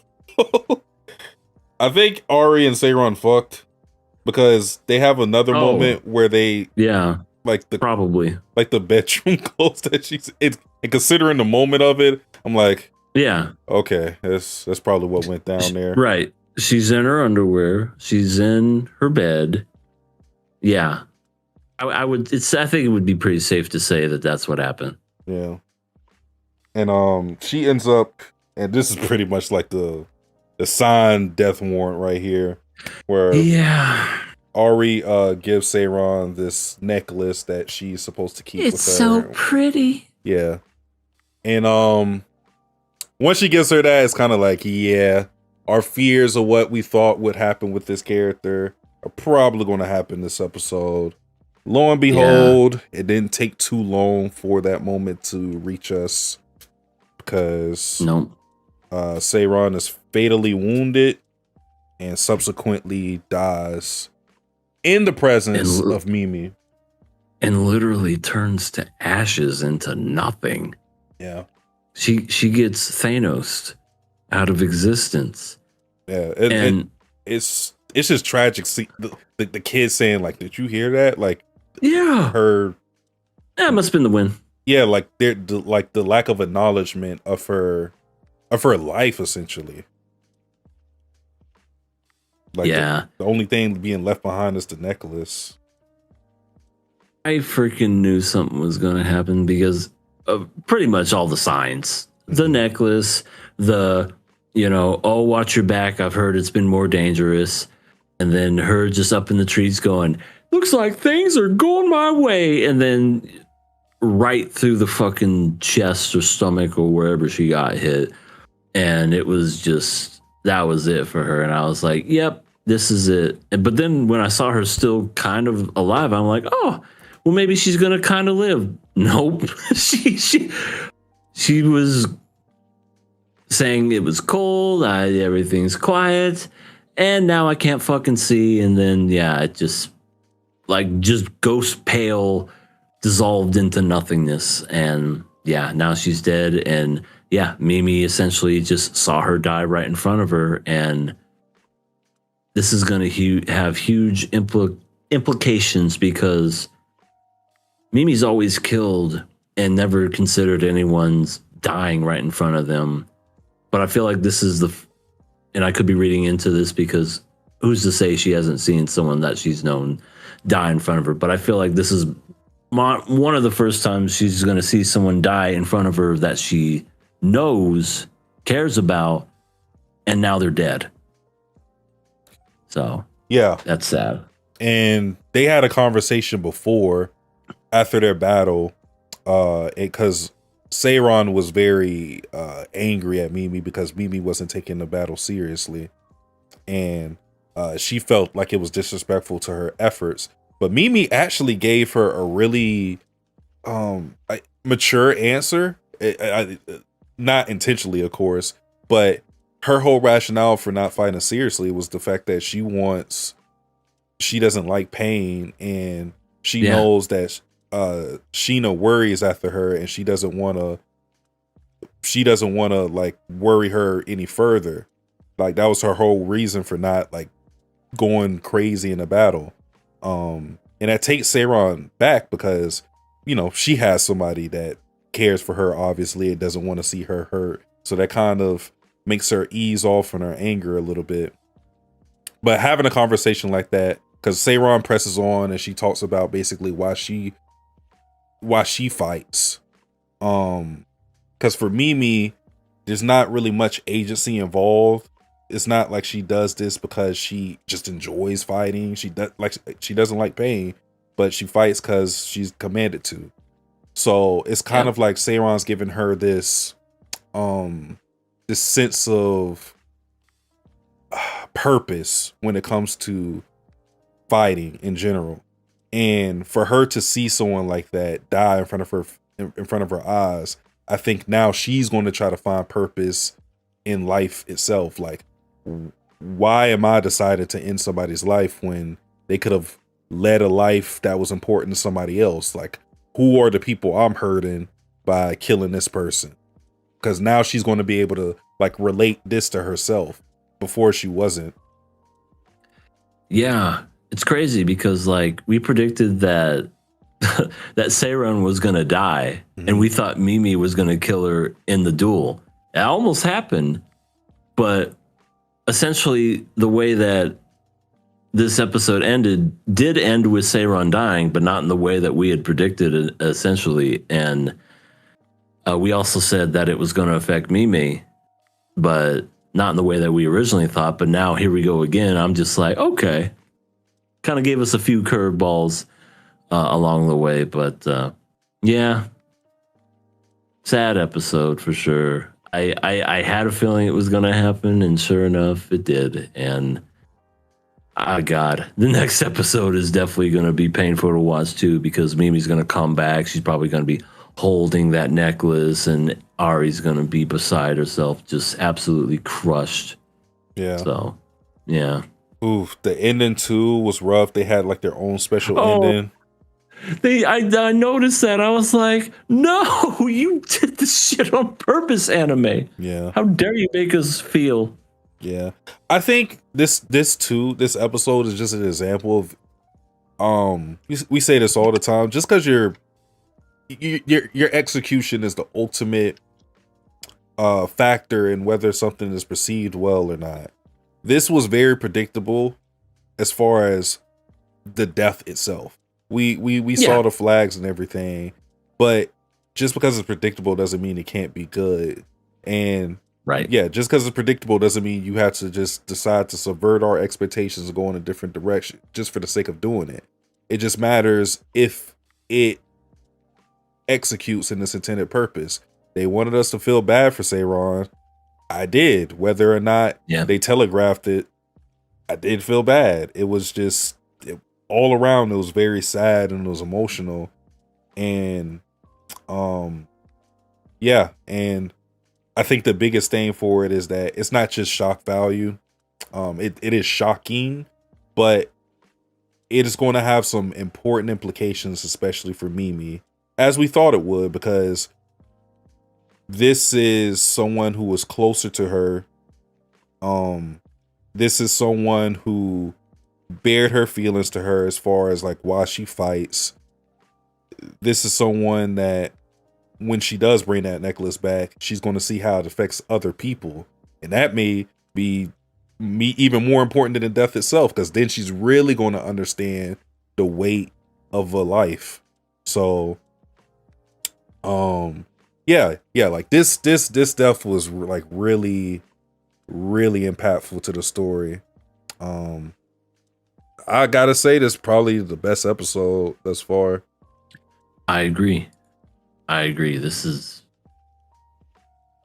crazy. This series, I didn't know what to expect of it when it first started, and I know you didn't either because you said you never read it. But you know, Yuri was something you were just like, ooh, let's give this a shot. And you know, I'm always on the fence when it comes to Yuri. It's not my go-to, but this show is definitely starting to, gain momentum in a way, and starting to show that it's pretty darn good. I think. I mean, it's exceeded my expectations. That's for sure. Yeah, like this. I mean, this series is less even about Yuri. I don't even like it is that like it is a girls' love series, but I don't even really see it in that light because it's just so heavy with the war, the tragedy and the trauma that comes with it that it's you don't even think about it in a sense of like, oh, this girls getting with girl. Like it's.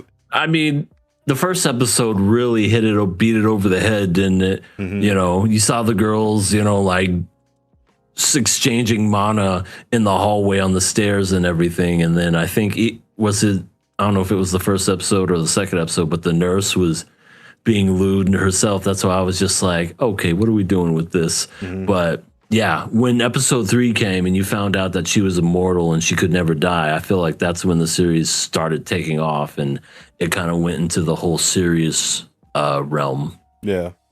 Yeah. Like the girls love Yuri stuff. It just feels like a backdrop for this story. Like it just so happens that these are girls. Yep. But I agree. I think that is it for old Yuri Potter. R.I.P. Sayron. Yeah, rest in peace. We are in for another sad episode, so be wary of that. And be depressed. Yeah, along with us. That being said, our last show of the night, yes, Sparks of Tomorrow, episode 8. Well, we got some more progression. This series definitely, or this episode, I should say, definitely was interesting how it ended. But I mean, we did get a story on how Suruku died. We finally got that flashback because, Kengo was just so distraught the way the last episode ended. He was upset. He was this and that. And we just eventually found a whole backstory of how Suruku died. We now know he died. It's not he's hidden somewhere. He was whatever. No, he is actually dead. So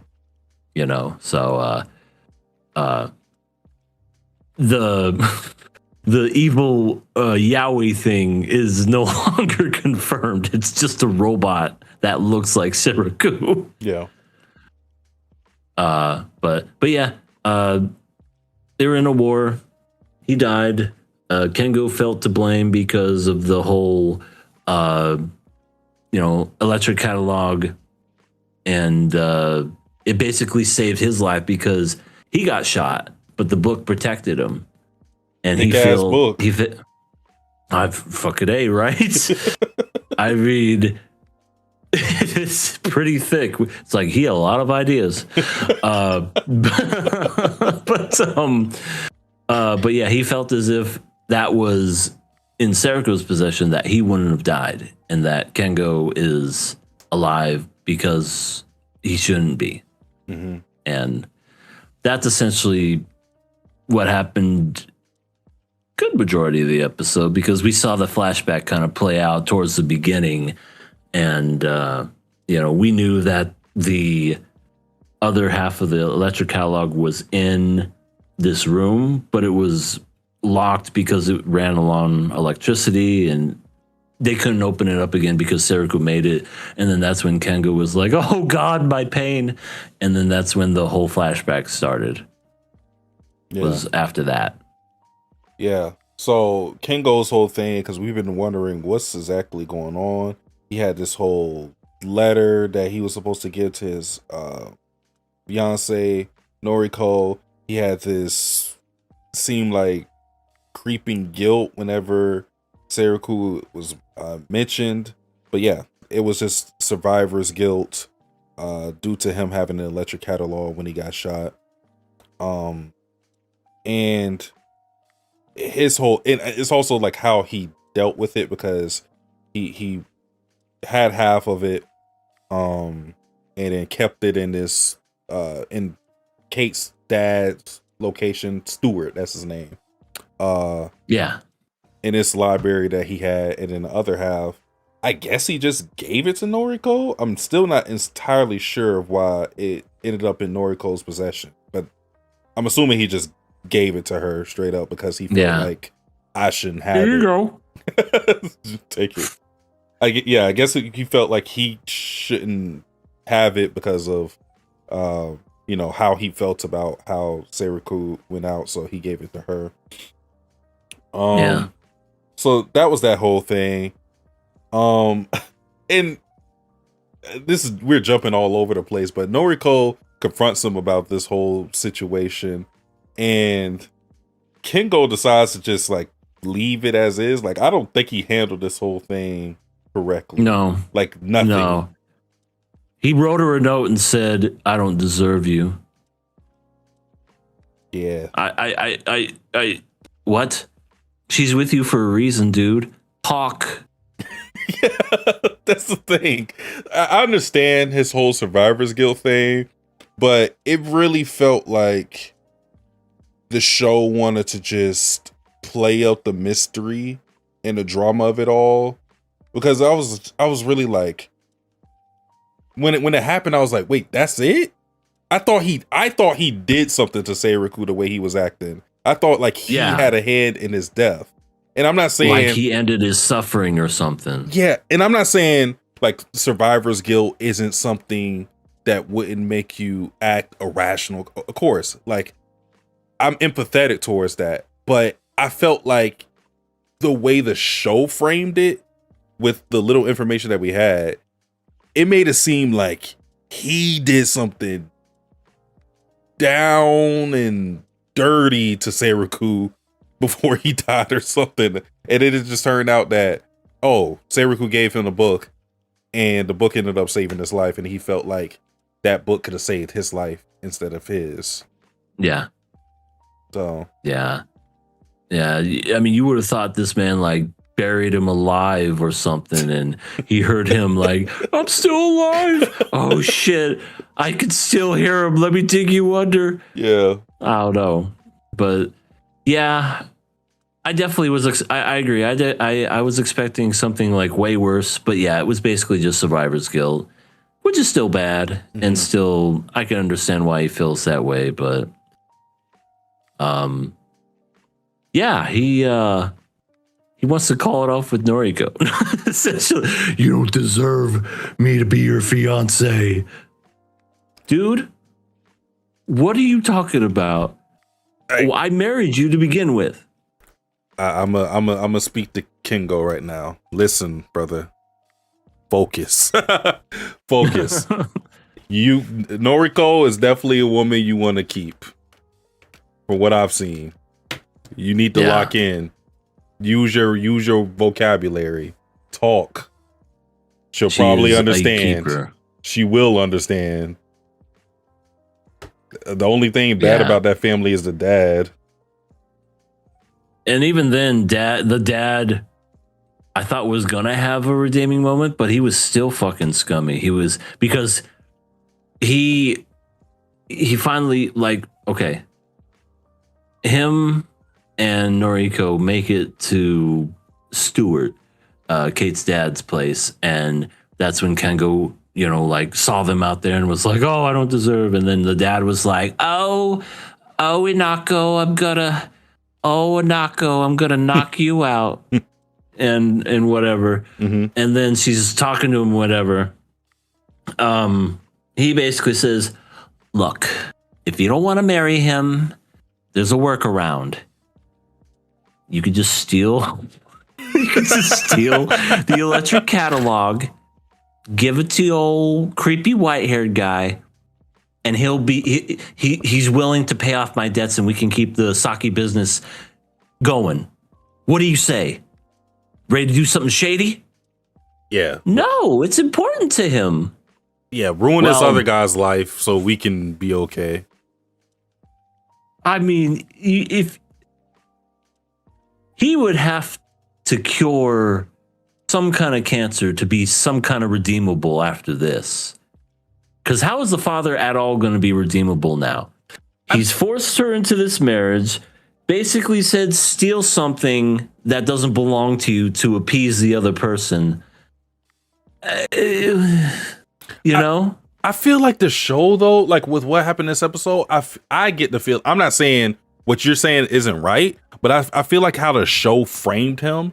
They framed him as like, oh, he's just a man without any options. Like he needs to do this, that type of thing. Because it's like there's an option. It's called no. You're not marrying my daughter. Yeah, but like I feel like the show framed it as like, well, like he was compromising. That's what it felt like to me. That the show tried to frame it. But I'm with you. I don't really see it as a big compromise because you're saying, oh, if you don't want to, you, the 15-year-old, if you don't want to get married to this ass-wagging, white-haired menace that has a robot boyfriend, if you don't want to get married to him, well, the next best thing is betray your friend, take this electric catalog, which he doesn't even know what the fuck it is really, but take that and give it to him. So, yeah, compromise your morals or because you don't need those because the family business needs to get up and running, which makes you just think like, what was he doing all this time that his wife was gone? Probably drinking all of her sake.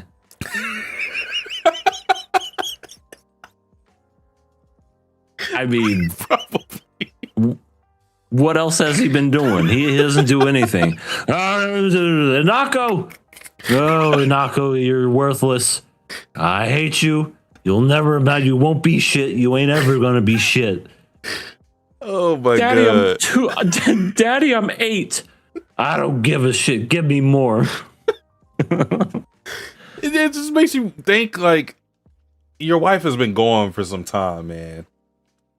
You shouldn't. Your next plan shouldn't be okay. I gotta marry my kids off, and that's not to say that's been done in history plenty of times.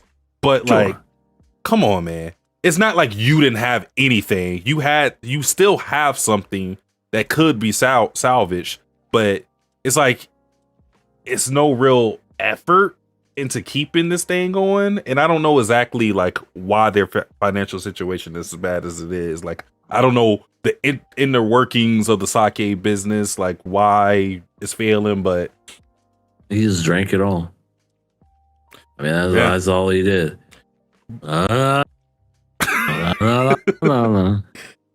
maybe a better alternative is to, I don't know, train your daughter into being the sake brewmaster that she wants to be. I understand, like, you maybe don't want to do that because your wife died because of this profession, but I'm sure that there is like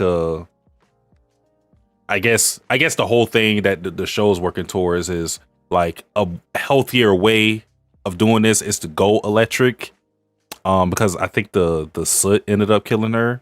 Like, I'm pretty sure. Yeah. The stuff that she was breathing in. Yeah. Yeah. So like having like electric machines for this and that will probably, not have Inako put in danger. I'm sure that's what the show is working towards.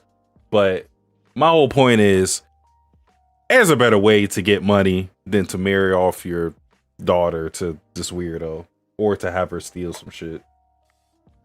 I mean, come on, Satsuki. This guy snuck up on Kahachi and said, "I found you, my wife." I mean, can you not be more trustworthy than that? Come on now. And he shakes his ass every time he takes 2 steps. This is the second episode we didn't really have ass, though. I mean, he was sitting on it pretty much most of the episode when he was like doing stuff. He was, what was he doing? Oh, I'm going to find it, cut up a steak and said, oh, it's going to be brought to me.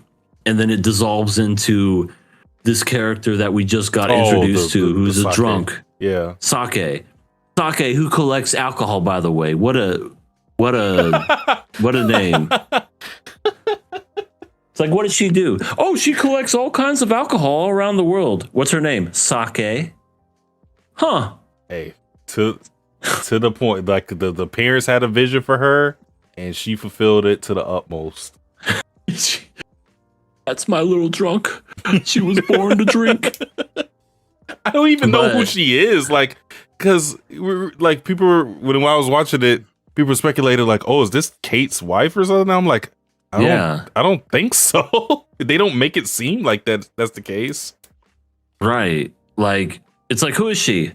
Oh, she's just a town drunk. I just picked her up randomly one night and she's good company. She's never left. She's never left. It's like, what do you keep her around for? I'll tell you about that later. Oh my God. It's the only reason I keep her around.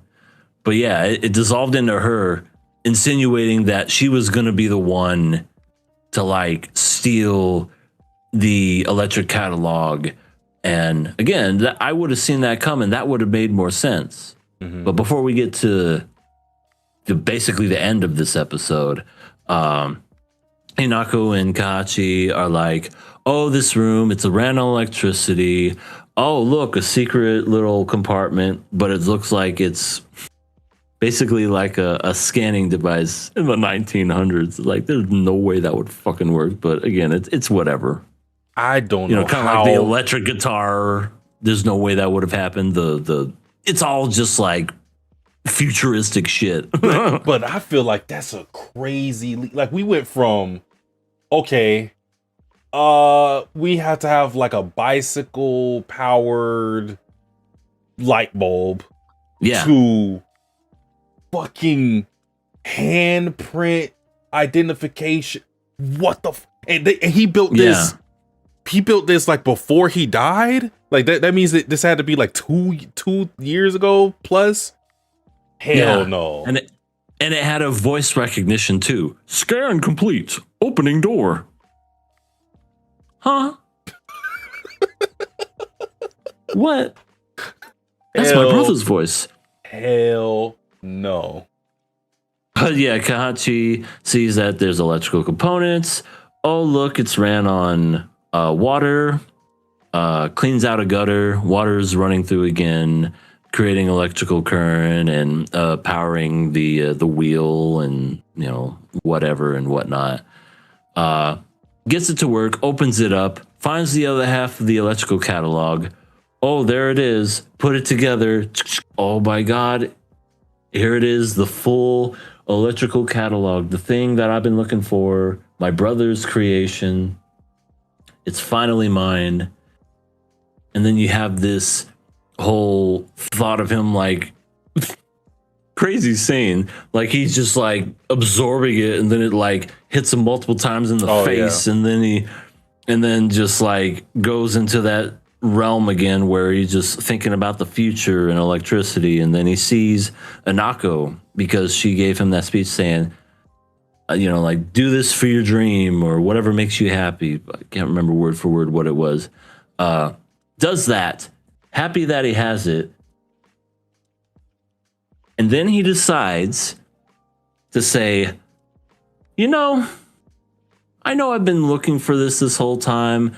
We're 8 episodes in. We've gone on adventures, created all these crazy things, done all these shenanigans, escaped dude with ass on many occasions by creating all these inventions.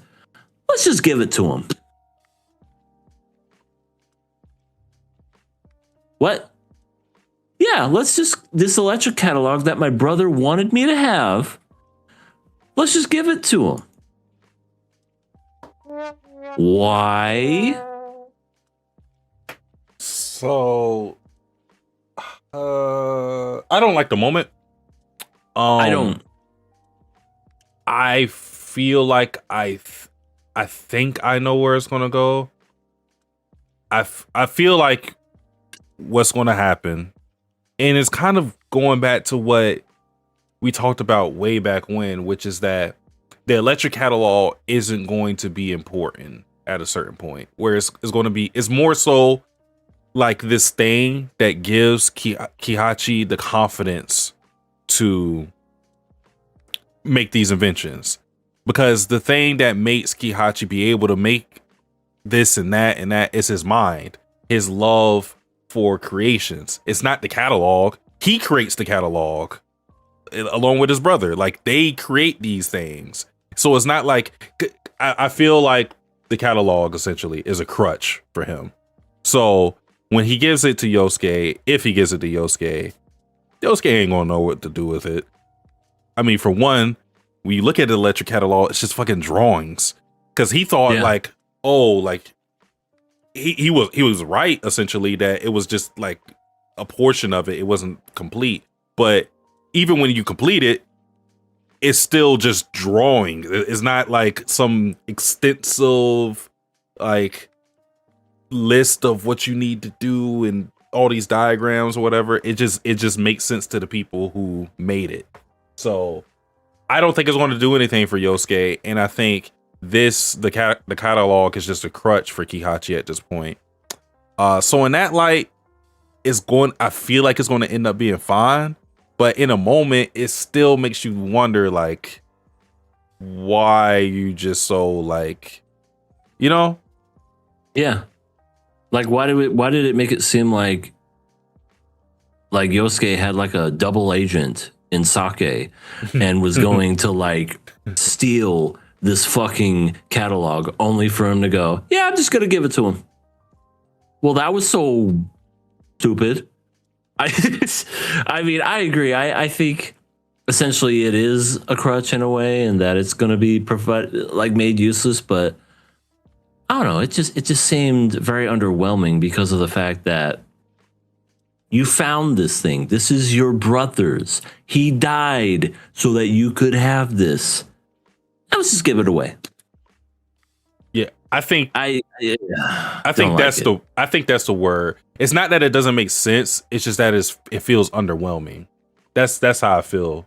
Like I think next episode it'll be explained better why he's like so okay with just letting go of it. I'm willing to hear the explanation out, of course, because if he thinks about it in the light of, oh, this is going to save Inako, and I don't really need a catalog. Depending on his rationale for it, I might just go, okay. But I could see that. All in all, I still think it's okay to feel in a moment right now that, yeah, it is just underwhelming. I think that's the perfect word for it. Yeah. And I think you hit the nail on the head too. Like, I could see him giving, like, he probably doesn't want to give away the Electric catalog, but if it's to save Anako, I think that's what it is. And that's why when he harkened back to that future that he sees with electricity, do what makes you passionate, and he sees her. Because I think it's one of those things where he likes her, maybe even turning into love her. And that's why he's willing to give it away, because, yeah, sure, this is something that he likes and it's his brother's and whatnot. But if he's willing to sacrifice that just to make her happy, her family brewery gets saved, she doesn't have to marry creep ass and all that, I think it's worth it. And maybe that's where it's headed to. But like I said, it just seems so weird now to place. I felt like it could have not gone that way. I don't know. Like, maybe later on, this is something that could have happened. Like, maybe in later episodes when he sees his inventions, he sees what's going around, and he just goes, I'm going to get rid of this. I don't need it anymore. Like, I'm going to do this to save her, because it just seems weird after just getting it. Like, I don't think he had it for more than like 10 seconds and was like, well, I'm done with it. Yeah, this shit boring. On to the next thing. And I almost feel like it's going to be one of those things where he does it, then he goes, oh, I'm going to change my mind. And then Sake, double agent, comes in and goes, no, you already said you want to get rid of it. No takesies, backsies. And then like runs away with it or something stupid. And knowing this anime, she's going to be like Sonic or something. Yeah, gotta go fast. What the fuck just happened? Oh, yeah, this is what I wanted to say. So I feel too, the whole thing of Kihachi letting go of this electric catalog may be kind of like a parallel to what his brother Seiruku did, which, mind you, Seiruku didn't just give the electric catalog with the intent of, oh, I'm not going to get this back, or, oh, yeah, for sure, this is going to save your life, Kingo. You might want to put this in your pocket. But right. it's like the whole idea that the electric catalog saved someone that he cherished, his friend Kingo. And I think in the same way, the electric catalog is going to be used to save his friend, Inako. So I feel like this moment is going to be better next episode. I still think our feelings are valid, because I felt the same way. I was just like, what the fuck? Hey, really? But yeah, I think that was just I think right now we're a prisoner to the cliffhanger, because the cliffhanger just made it just seem so like, what? But I think next episode is going to be cleaned up a lot better. Yeah, now we got to wait a week. Yeah. To see the answer. It's probably going to be what we're saying, a book for a life and to save them and a family and everything. But yeah, just annoying execution. We talked about execution and how it's done. I felt like this was poorly done, personally. Yeah, I definitely agree. But that is pretty much the episode. Pretty Yep. simple. I mean, a lot of the episode was just us basically cleaning up the generator that Seiraku made and seeing his backstory and what was going on with Kingo. So hopefully next episode we get a clear explanation for why Kihachi feels that it's all right to just let go of the electric catalog and let Creep Ass. I like that nickname for him. Let Creep Ass. It fits. Yeah. Yeah. And also Trayvon agrees with you. The door scene felt weird and underwhelming, and hope the next episode is great because this one was okay. Yep. Yeah. I agree. Yep. But those are all our shows tonight. Yep. I did We're not. done because we don't have any questions. Okay. I was going to say because I didn't check. But no viewer questions. Yep, I double checked. No viewer. Blah, blah. But if you ever are wondering, well, they don't get no viewer questions. I kind of want to submit one. Where do I do that? Well, I'm glad you asked, you stupid motherfucker. Because all you got to do is look at the description. You look at the description, you'll see the Google document, and then you click it, and then you will have access to ask a question that we will answer the subsequent week. So you can click on that now, even if you wanted to. Go to the link, ask away your questions. Don't make it the stupid question or bad question. There are no stupid questions. No, there are some stupid questions. There's some really bad ones. Yeah. So that is the way you do it. Don't be one of those. Yeah, don't be one. But as well, we have our Patreon in the description, which is also in the live chat if you're in there. It's $1. Yep. Hold on. I got a demonstration for you. While he's just demonstrating that. Oh. 2. Ooh, 2. 3. Oh shit. 4. Oh. 4 of these equals you being a Patreon member to the King of Anime podcast. Only 4 of these shits? I got one of these like just sitting on my dresser that I never use. Like 4 of those. And you're with us. I think that's a good deal. Last week, Key actually joined our Patreon. So thank you so much, Key, for your pledge. We very much appreciate it. So thank you for that. Yeah, that's the only one that we got, but it seems like we're just be getting them like regularly on. They just keep popping up. But thank you all. It's very much appreciated. It goes to more content and it helps support the show. Absolutely. Yep. Trayvon asked a question. What is the anime you wish had a dub? An anime we wish. I feel like all of them have dubs now. Like there used to be a time where that was never the case, but I feel like all of them do. I think School Days, even for the longest time, never had an English dub. Finally got one like not that long ago, I think. Like everything eventually gets a dub. But is there one that I wish would have a dub? I mean, they eventually all get one. I mean, Girls Band Cry doesn't have a dub.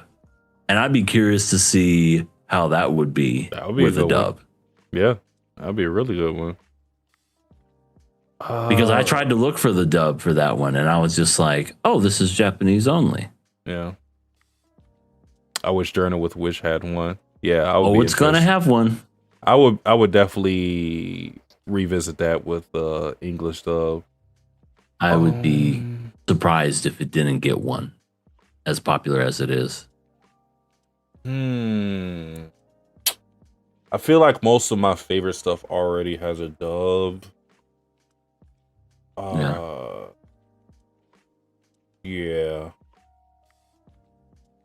Yeah, I would really have to think about that one because, like I said, a lot of my favorite stuff already. I mean, yeah, a lot of my favorite stuff I watched got one for dubbed. you. I got one for you. just for the lulz. X-Arm. True. Very true. If they matched how ridiculously stupid that show is, I feel like the dub would be more superior than the anime itself. Probably. Yeah, I agree with that one. That's a good one. So yeah. So X-Arm, a girl's band cry. That's what we want to see, dub. But make it happen, but not Crunchyroll. They're not. Nobody's Fuck listening. you. Nobody's listening. They're not listening to you. Oh, they're not? In that case, ooh, pinkies, ooh, what of it? Do something, Crunchyroll. Yeah, do something. What are you gonna do? Copy strike us? Acquire this. Acquire? No, you own nothing, and fuck it. Digital. You send a digital middle finger. Digital, right? The amazing digital finger. But yes, appreciate you, Trayvon, and everybody, Midnight, everybody who, Aaron, everybody who joined us tonight for the podcast. Hope to see y'all next week. Y'all have y'all a good night, morning, afternoon, wherever you may be in the world. Peace and love for the KOA family. We're out. Later.